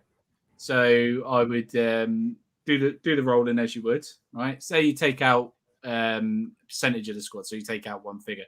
You then go across the chart, say, right, one figure, roll a dice. If you roll above that, or on a D10, for example, if you roll above it, or your unit stays, but you lose a casualty. then you lose, and then you just take a -1 bonus for each guy that's dead. There you go. There's a rule. I'm waiting to see. I'm waiting to see. I thought. Do you understand what I'm saying? So you've got a squad of 5 guys. Okay, Right. They get shot at. Okay, right? They get shot at by 5 people. Just on the perimeter train. Bravo, sir. The next Bravo. tank. Where is it? Hang The on. next Where tank. is it? Bravo, Bravo, Yay! We haven't had one of those for a while.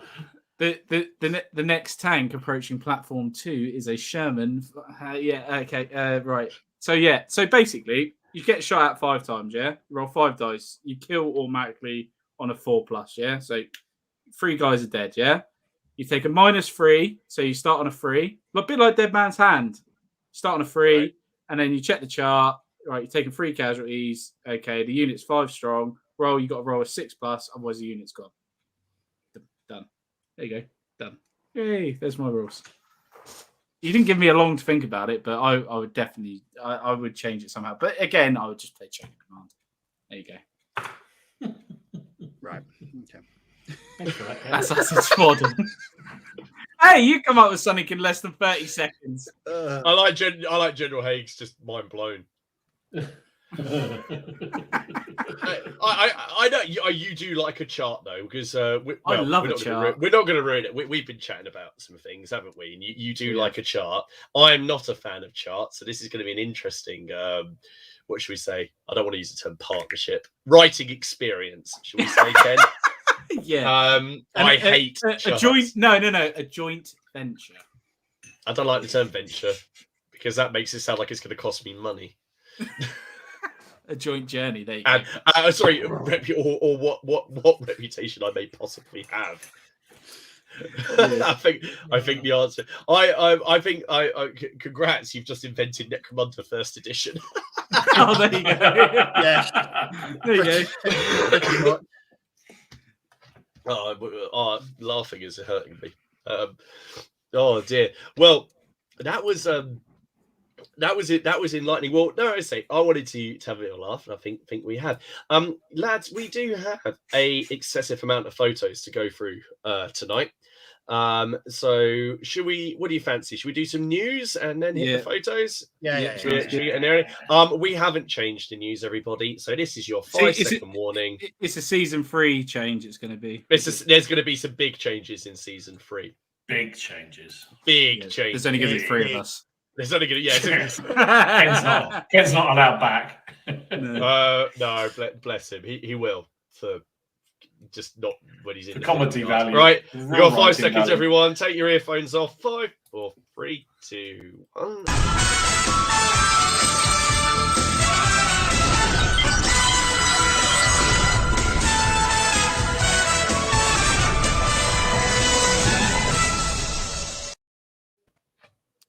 There we go.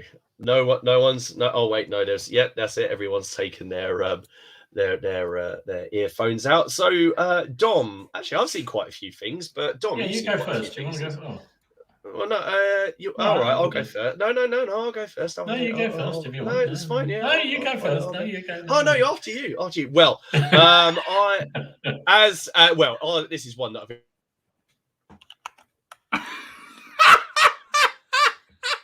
You mother.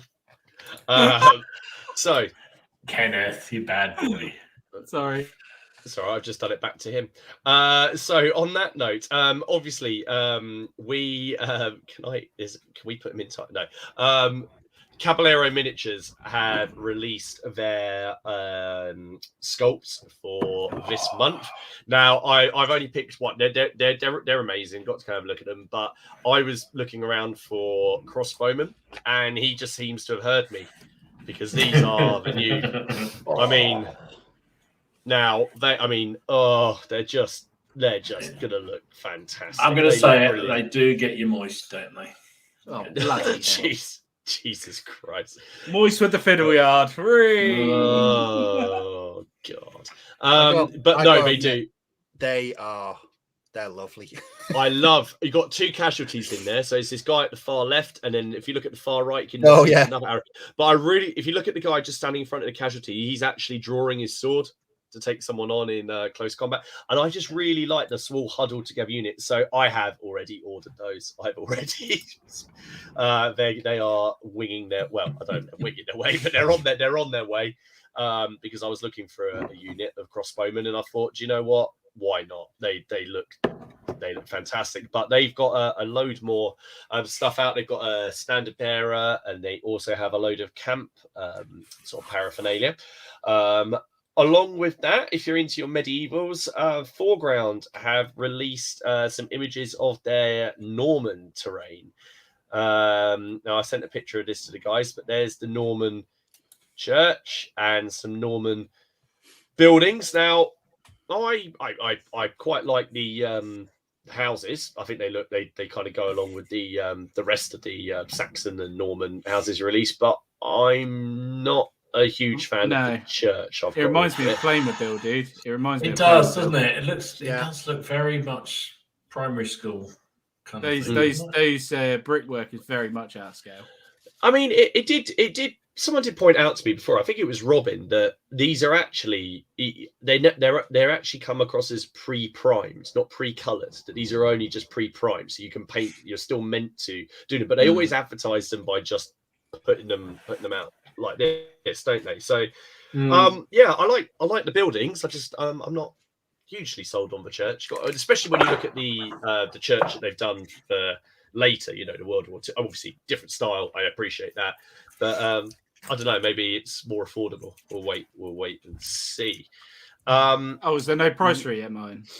No, I only saw that. No, I think it's coming out. So it could be. I don't know. Maybe it's work in progress. I'm not sure. But I say I really like the free houses, but not hugely sold on the church itself. One that you're gonna like, Ken. The next expansion for Lord of the Rings. The book has been announced, but they've come up with the art already. So nice. This is the Defense of the North. So this is dealing with everything that's happening around Erebor and around Lothlorien during the War of the Ring. So it's all to do. There's like a throwaway line in Tolkien where it's just like mentions that the elves are fighting and as well, but it's all to do with the armies that go at Erebor and what all the characters like Dane that you see in The Hobbit are actually doing at the time of the Lord of the Rings. Easterlings attack Erebor, and it doesn't. Well, I won't ruin it, but it's not great for the forces of good. And also the attacks on Lothlorien, and they've got some new models coming out. So some new orcs there, which they're very much in line with their 40k orcs.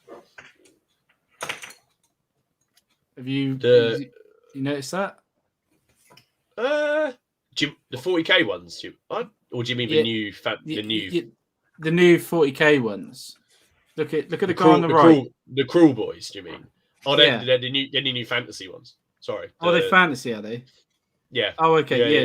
Yeah, the new one. Yeah, they're very in line with that, aren't they? Yeah, they do. I mean, I quite like them. I quite like the guy on the right, to be fair. But I think maybe the new, I don't know. In my opinion, the new Age of Sigmar orcs were trying to be more Tolkien-y. I don't know if that was. Oh yeah, it's all more Tolkien-y, but it's not. It doesn't match the range, does it? No, not particularly.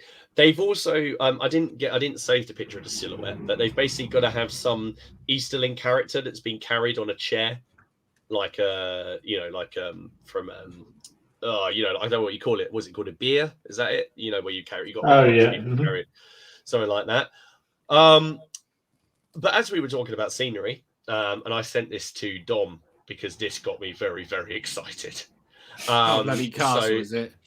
Probably. It's a castle. Oh, it is a castle. It's not just any castle. And it is linked from the Caballero miniatures because they're for the Reconquista, the LC kind of period. And there is a Kickstarter coming out on the 15th of December just called The Siege. And this is for some scenery. I think there's going to be models, figurines as well. Take a look at that. Yeah. That is, Oh, Yeah, bloody hell. I think these people have heard you, Martin. Well, but the thing is, I need to buy enough one anyway, because this is where the historical snob comes out at me, because that'll do for sort of an 11th, 12th century castle, and the one I want to do for War of the Roses is later. So I clearly need enough 2 castles, clearly.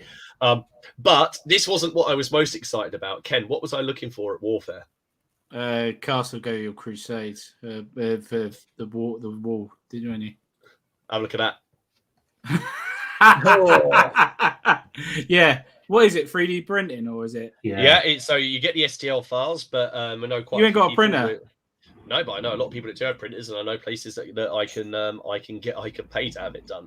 So, how much is the STL files? We don't know yet. So 15th, but they're an early bird. But do you know what? I look at that. I just love it. I love it. I could, I know it will take up like. You'd have to do it in resin. You got to do that in resin. What are you actually going to use it for, Martin? Are you going to do battles on it, or are you going to just have it as a backdrop? Or no. I want to do sieges. I want to do the siege of Antioch, the siege of Jerusalem. Cool. I've got. I want to do them in the Wars of the Roses period as well. Well, we've chatted about the Hornby Castle thing. I think that sieges are something that as war gamers that I think everyone wants to do, but it's just it's quite daunting. I think a siege. Yeah. But with that, especially because you could print off the bits you want. I might not want those back walls, but if I had the front walls and the gatehouse and that kind of stuff, you can have multiple gatehouses, multiple towers. I know. So yeah, I was very excited. So that is by Dungeons Forge, and it goes live on the 15th of December. And I was so incredibly excited. But I have found a castle that I'm going to be working on for my Wars of the Roses stuff. But I'm going to be converting it quite a bit. So, Dom, what did you have? Oh, hang on, I'll find it now. What did I have? There was some really sweet. Somebody put these up on the Facebook page. This is 1898 miniatures. There's some 30 Years War cavalry that they've been producing that look really quite good. Not really had many of their figures before, but they do look quite promising. So that's that. That's a new range of. There's quite a lot of them. I think when I was looking at them, there's 1, 2, 3, 4, 5, 6, 7, 8, 9 different packs of cavalry. So I'm going to get them, and they'll do for ECW as well, really. Our friends at Offensive Miniatures, it's got a nice new range of, I think the SS tank killers. Ooh, which look really good. And Panther right there. And also some LMG teams. Yeah, it's an MG42. They're very cool. Tanks, yeah. So they look really sweet. If you're into your SS, particularly.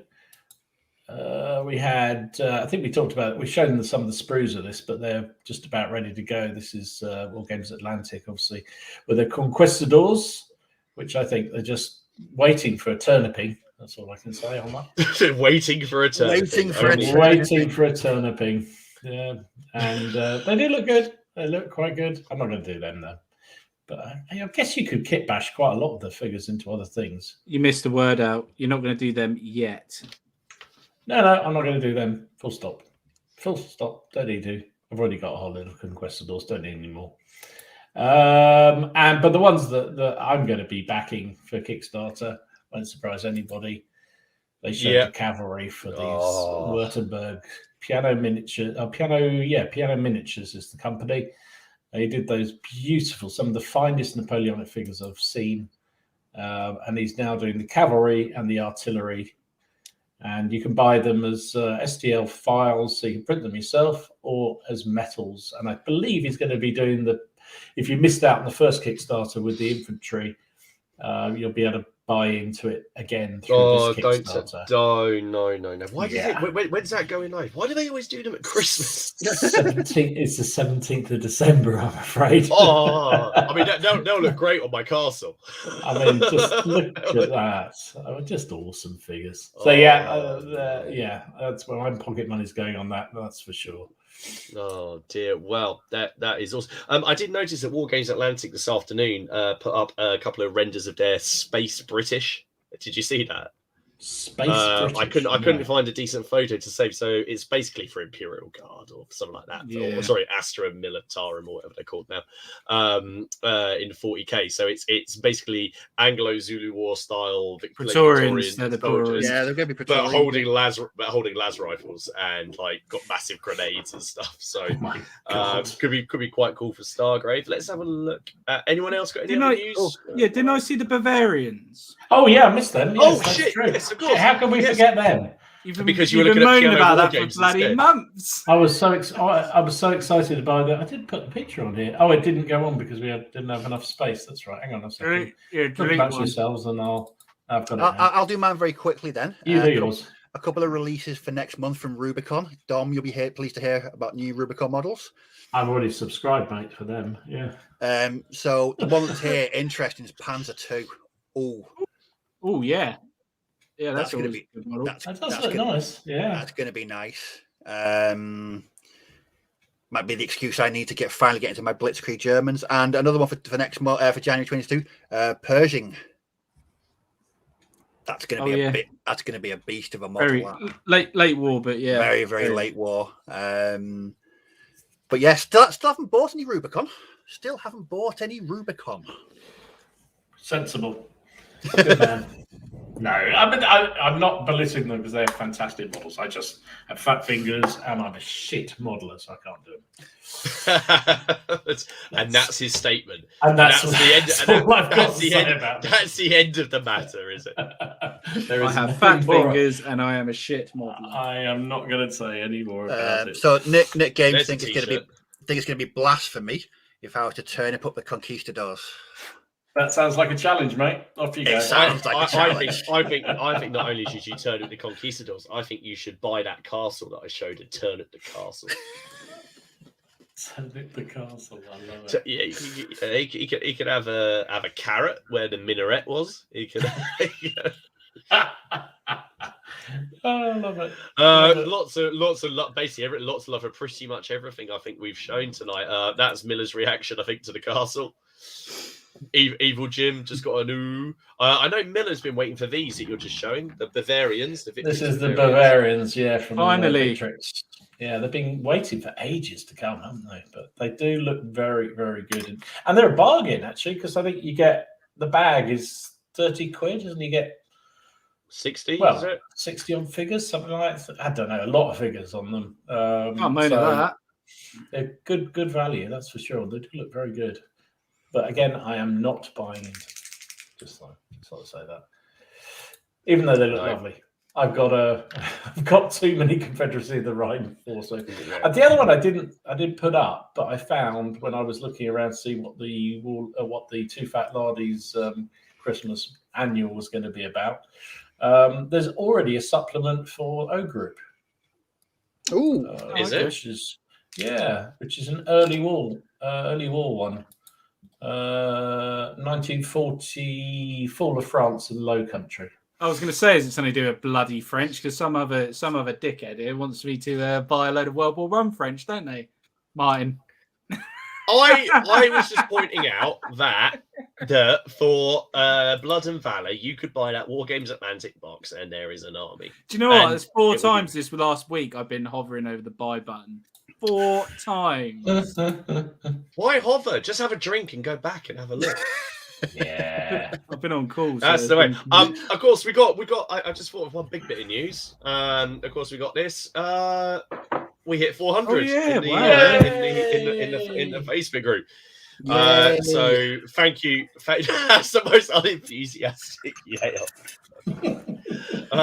But no, thank you very much for everyone. Of course, 400 roughly defenders of La Haison, who I think about what was it? About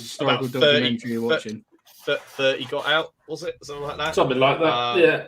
But that's a brilliant book. That definitely read that it. book. Anyone who's into Waterloo, whether you're Got to whatever read side it. you're interested in, The Longest Afternoon, the 400 Men Who Decided Waterloo. Absolutely fantastic book. It's only about 100 pages, isn't it? It's not. It'll only take you a little while to read. It's brilliant. Brilliant account. But what do you say? It's about time that we had a look through some photos, because there have been loads. As we hit that 400, the membership is going up. So remember, if you're not a member of the Facebook group, please go and click down below and join it. Answer questions free, and you shall gain entry, and then we can. Without them, you will not pass. Well, you might do, but we might do if we were the ones who get. If one of the others get to it first. So first of all, Andrew has got some AWI. Dom, you like these, didn't you? But you were just upset they were the wrong side. The wrong side. Actually, to be fair, I usually play Americans in AWI. That's a nice. I like the old stars and no, it's not stars and stripes. What's that banner? What's that flag at the back? I like that. Oh, he's crinkled his flags. They're really nice. Oh no, he hasn't. If he hadn't crinkled it, you could have seen it. Could have read it easily. I'm not bothered. I'm just glad to have seen a crinkled flag. Yeah, no. All hail the crinkled flag. All hail the crinkled flag. I was getting really upset with these Grip and Beast banners that I've done because they don't crinkle properly. It really annoys me. So I've had to resort to other means. Yeah, I was going to say I've even had to crinkle these 15mm things, whatever they are, for the Napoleonic stuff. I've had to crinkle those. Very cool. Definitely need a crinkle fabric. Those look absolutely fantastic. Very nice looking. I love the basin. Alec has got his French Indian War stuff. So we got I always butcher the name, but the Marines. That's the way the Marines. Just say the Marines. It's very good. Very good. I was going to say, Ken, very good unit. You had first-hand experience with them, haven't you? Already on the battlefield. How did that go, mate? No comment. That's another game you're not going to play again. No, I don't mind playing it. Just yeah. They did hammer you. Yeah, that's that was from Muskets and Tomahawks. Tomahawks, I had these last Muskets and Tomahawks game. I had these guys actually survive. Normally they get absolutely rinsed, but this time they held their ground quite bravely. Whereas my militia got seen off the board really quickly, which was irritating. They're like the best in Muskets and Tomahawks. The militia are some of the best shots. They're fantastic. They are. What I do like, I mean, Muskets. I suppose it comes back to what we were talking about earlier. What I do like about, and also frustrates me in those rules, is that militia, they just run away after the first shot, after they get hit for the first time. But it's kind of reflective of how they should behave, I think, on the whole. Occasionally they'll stand. No, occasionally. Not when I'm controlling. Occasionally, they're form the center of your army, and Mel Gibson to lead them into battle. It'd be great. Moving on, Andy finally got back to doing some stuff. He was pleased, and these are some Polish for his 17th century or 16th century. I can't remember what it was stuff now, which is always very cool to see. So I really, really like the sort of burgundy color on them. I've been trying to do something like that. It's I think they're just very cool. It stands out very, very nicely. Bjorn, it's just part of the painting challenge that the guys organised on the Plastic Crack Podcast Facebook group, which was the online painting challenge, which had a grim dark theme to it. So the guys organised this, and this is one of it. This was Bjorn's entry on there, and that's really cool, isn't it? I love that. I love that. Like it's sort of like a plasma / laser rifle. The glowing green is very cool. That is wicked. Is it for any particular? I couldn't work out what. Is it for Stargrave? I assume, or I don't know, man. They look like las guns as well, don't they? So. I thought they were Stargrave, but the las guns. I thought they were. They look very, very, very las gun looking. Yeah, not too sure. I don't know what a las gun is. It's a crappy standard rifle in 40K. But very nice. I like seeing things in orange. My daughter's favorite colour is orange, so she'd pretty love these. Brendan has done the Duke of Norfolk, so for his next Wars of the Roses figure. Very nice. Some nice coat of arms there on the tabard. Always nice to see. Those lions, man. Those lions. Yeah, I know.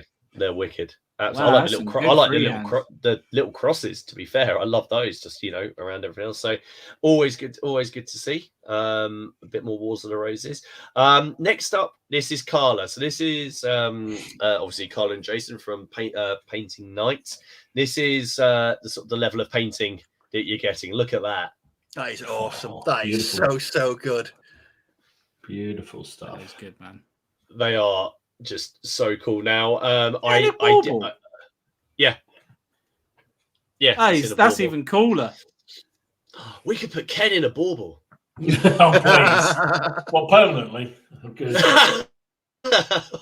Oh, poor Ken. I thought he'd actually frozen there, but no, but that is absolutely fantastic. Now, do forgive me. Now, I couldn't remember if this was after a TV show or a book. The characters here, but I know there was a photo that was next to it, and it basically mimicked them in miniatures. So that was cool. And were these done through Hero Forge, or have I just made that up? Might have just made that up. She said, yes, it's a bauble. So, but no, that's absolutely fantastic. So to give you an idea of what you get now, if you Carla put up a load of other photos in that with that kind of the set, if you like, so go over and have a look at that post on the Plastic Crack.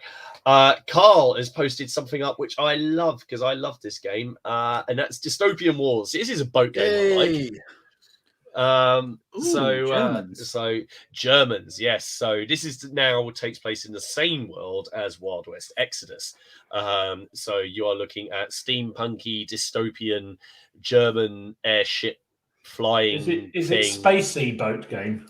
No. It's still water boat game. It's boat. Steampunky boat. Just imagine just lots more zeppelins and more bigger boats. The I think it's the British flagship basically has St Paul's Cathedral on the back of it.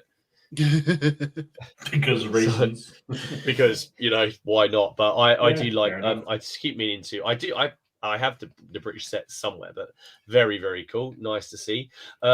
Corey has done some a lot of AWI tonight, actually. So some AWI from Fife and Drum. Well, they're nice little minis. They're a bit different. Fife and Drums are really nice models. They're quite delicate, but they're really well designed figures. Really nice. Carl has just confirmed that yes, those are done through Hero Forge, those previous models. So that's the kind of quality we're looking for, guys. Although I hate to think what kind of pose you're going to put me in. I'm not looking forward to that, I've got to admit. Dalibor, here we go. He's joined the group, and he's put up quite a few photos. So remember, guys, we only have time to pick up sort of one photo from everything that you put up. So if you want to see more from these guys' work, then go over to the Facebook group. But I love, here we go. That's it. I may not like painting cavalry, but I love seeing everyone else's, except when it's charging. Lovely. That's what I see. Lovely Russian stuff, nice and bold. Daniel has been working on his Dacians. So here's a Dacian ballista. That's beautifully done. Look at the face. Look at the face on the guy behind the actual ballista. Look at his eyes. Look at that. Look at his eyes. Look at his eyes. You'll forget everything. Look at his eyes. Don't look around my eyes. Look at absolutely fantastic. Very, very cool. I like seeing ballistas in use by other armies because they did have them, not just the Romans. Dan, but also there's a couple of games being played. So here is Dan Justin's ACW game, a shot from there for using his epic. Epic. Gettysburg stuff. 15 mil. Good. Nice. No, this is a little bit smaller than 15. I would say this is 14 done. Is it? Okay. Yeah, they are a tad smaller. Yeah. They are a tad smaller, yeah. So this is going to be one of his. But I like it's all. But that's it. Remember, don't just post up photos of your painted stuff. If you guys are having games, we like to see those as well because ultimately, a lot of us that's what we're painting them for. So it's nice to know that some people are actually having those games. Don, what are you on about? You're always bloody gaming. You love it. I was trying not to rub it in. Yes. All right. Yeah. Okay. I have 2 games a week. How's that? Sorry. Here is Don. Now Don has been doing stuff. He's quite proudly going a bit old school, isn't he? He's I'd just like to point out he's calling me a bastard there, and not the model that's just been put up. So Don has gone old school with and done oil washes and gloss varnish on them, which is cool. It's actually quite nice to see. There was actually, I think he put up about 4 or 5 command bases, didn't he? He did, yeah. It's good to see. I mean, there's actually a lot of people use oils on their horses, particularly on the horses. It's a bit of retro for me. I just still can't. I've still got the smell of Humbrol paints in my nose from those years of painting those damn things. But very nice. I love all the gold on there. It's come out lovely.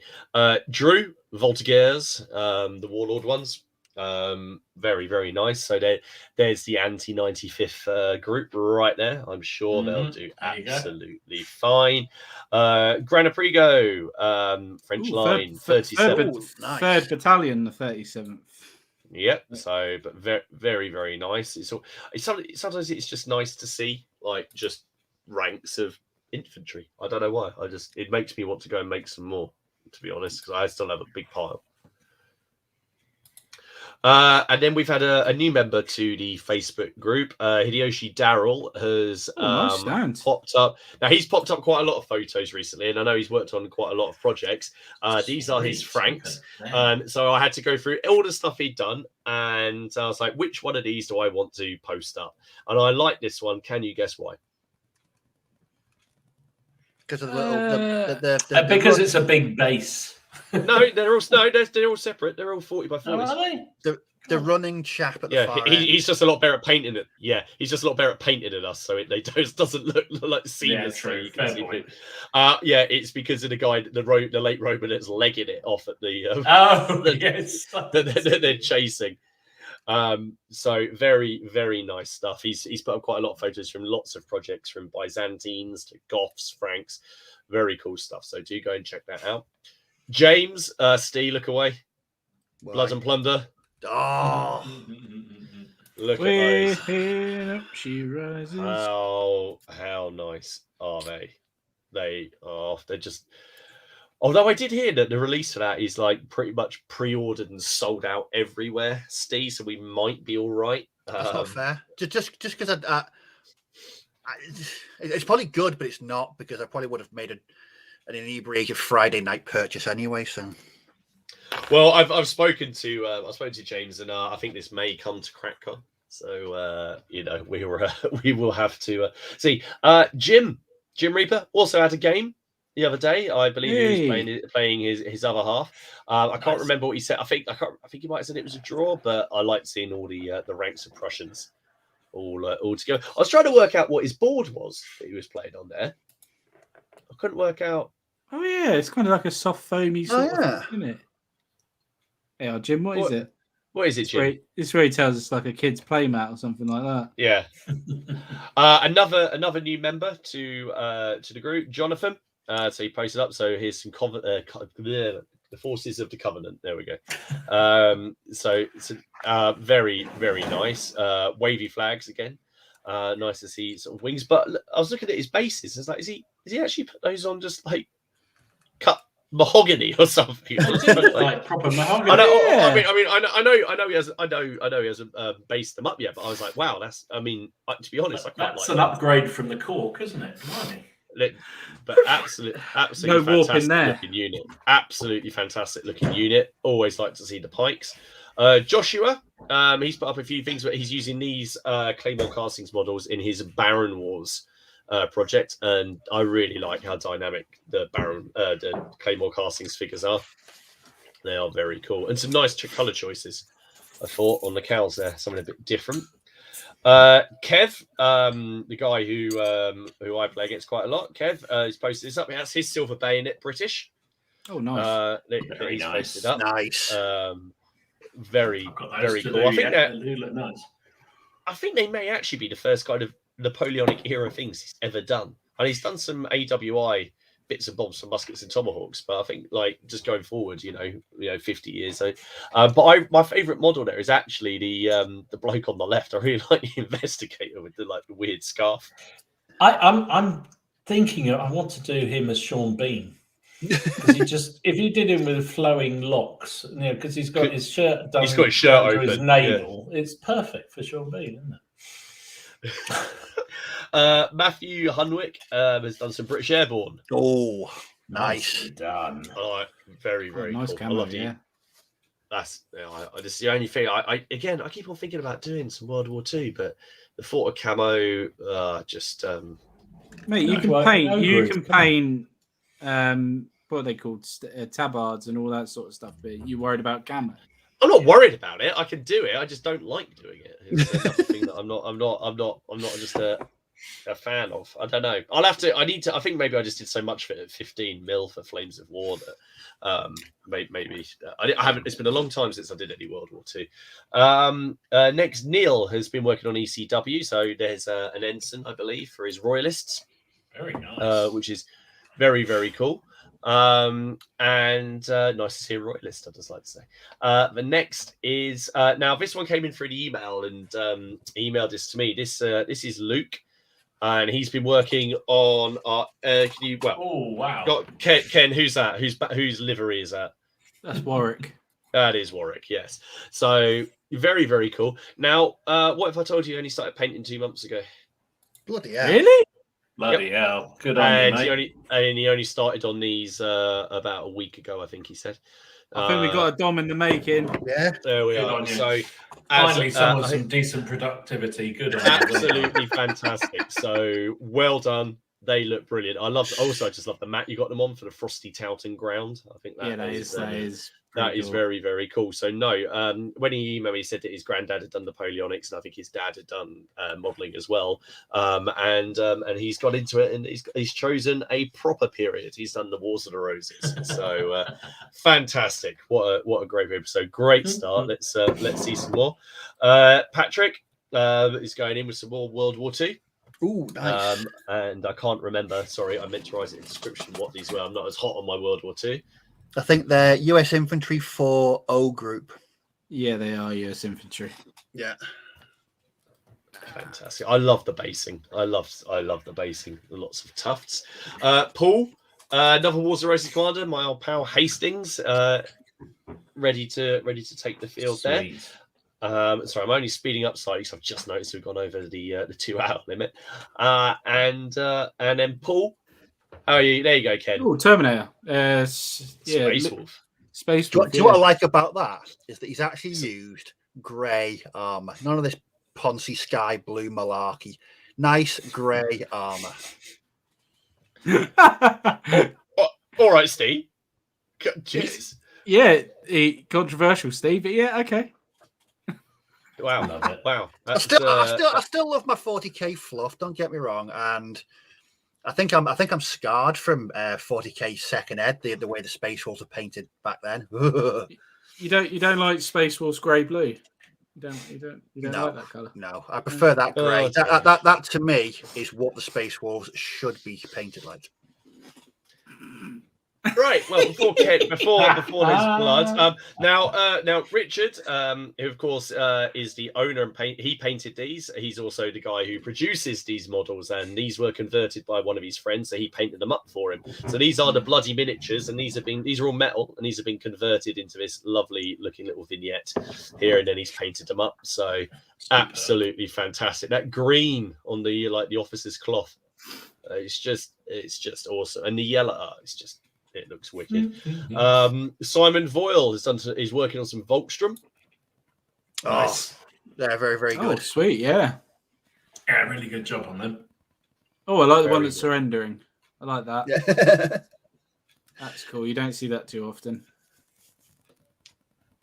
I just got distracted by Evil Jim's comment that said he's going to take pictures of all his 40k stuff now and put it up for Steve. I don't know if that almost sounds like a threat. Stephen, he's done his Sven Hassel. Hey, well done, that man. Very, very cool. It's good to see Porter in there with his yellow topper. Yeah, perfect. Good job. Again, I could be controversial. I have no idea what you're talking about. Didn't we talk about this? We talked about it last week or the week before. I can't remember. After Salute, we did. Or before Salute, we talked about it. Before and after Salute, we've talked about it. I still don't know what you're talking about, but yeah, okay, fair enough. I'm sure you'll get them on Audible. You can listen to. Steve. Those things. Oh, the book things. Yeah, now I remember. Yeah, got you. Steve has made this, which is brutally awesome. I'm not entirely sure. I'm not sure what that is either. It's an orc like what the hell? It's like it's orc a monster skeleton. Yeah, it's an orc skeleton. But it looks cool. I love. Is there some rat ogre in there as well? Yeah. It just needs to be chasing. I think it could be used as silver bayonet. That could definitely be chasing some French off the board. Definitely. Next up, now I'm going to put them up here because they're awesome, and there's Stuart's epic British. Fantastic. They are so well done, aren't they? You wouldn't think Stuart's a commission painter. No, you wouldn't, would you? But what I like about it is he's saying he'll over highlight and he over exaggerates the reds and the blue because of the scale. So that's the because it needs to finish. I wish I could do my 28 mils as well as that. Jesus Christ. No, they look absolutely. But he's if you want to know how to paint like this, then go over and watch his channel because he's got a thing of Miniature Realms that you can watch. Just like Ken, if you want to paint like Ken, you can go over to Miniature. Yeah, paint my French and watch it. Tony Hinton West, more Wars of the Roses for the man Somerset himself there. Boo, but look amazing, but boo. But very, very cool. Nice flag. Tony Phillips, his entry for the Grimdark online painting competition. Good old Chaos Night. Good old Chaos Night. That's what we like to see. Have we got to pick a winner for this painting competition? No, they're doing it just for the fun of it. The fun of it themselves. It's all happening without our, that's the great thing about the community. It's do you want to like someone think of their next thing if they haven't thought of it? I think they're going to. So they're doing. I think Grimdark was this one, and I think the next one is. I don't know if they're doing it in January or if they're doing it later this year. But if you're on the Facebook group, it's hashtag OPCP, I think it is, or original painting chat, something like that. You'll find it. It's one of the hashtags that's in there. Next, we've got Warren Coleman's Swiss. Now he's been putting up lots of units, and I just wanted to put out the Swiss. Very nice. Very, very cool. Nice to see red-coated French. Yes. Yeah, it is. Yeah, it is weird, isn't it, when you see that? It does. Because he Dom's face. Yep, there we go. It's the proper colour, even if it's the wrong nation. And the final one, which just happens to be Warren. Another Warren. Now, this is his entry for the Grimdark. This is also I imagine, an ode to Steve and all things turnip. Not only did he he gets a superstar, but I'm going to put it up. But what the fuck is this? It's amazing and grim and awesome and everything all at the same time. Honestly, if you're only listening to this on audio right this second, look up and look at this miniature. Just unbelievable figure. Napoleonic legionary. The stilts are golf tees, aren't they? It looks like. I didn't even twig it. I or are they part of the kit? Oh, I don't know. Nice. No, I think they're part of the kit. Or are they nails? I think they might be nails. God, no, geez. Whatever they are, they're just cool. And then, just for me, that sums up Turnip 28. That's just it. And I think it's just. I think Friends of General Haig has got it all the way up to 11. Yeah, definitely. Definitely up to 11. But to be fair, everyone, it has been awesome. It's taken longer and longer for us to go through all of these each week. So do remember, if we don't have time to put them up, it's probably because we just have missed it. It's not because we don't want it. It's because there are just so many up there. But thank you everyone for sending them in. Thank you for everyone that's been watching them. I've just quickly scooping through the last of the comments. Oh, okay. Just joined us walking up the Scottish Highlands. Oh my! You're not working for a power company by any chance, are you? Luke, who's the guy who was painting the Warwick regiment, said he did them in a week. Jeez. That whole load of Warwick stuff, and you've only been painting. You've only been painting 2 months. That is absolutely amazing. So everyone, thank you for joining us tonight. Remember to come over to the Facebook group and join it. Remember to like the video, check out all of our channels and like those if you like them. And next week it's Steve. Ken. No, is Ken. Me? It's you. Yes, it's you. Oh, it is me. It's you. Yeah. Which means Steve has the final one of the year and the honour of presenting Iron Forge miniatures. So thank you once again. We will see you all again next on my week. Channel. On Ken's channel, Miniature Wargaming Warriors. See you later. Have a lovely week. See you, everyone. Warlord Bye. fanboy. Warlord fanboy. Warlord fanboy.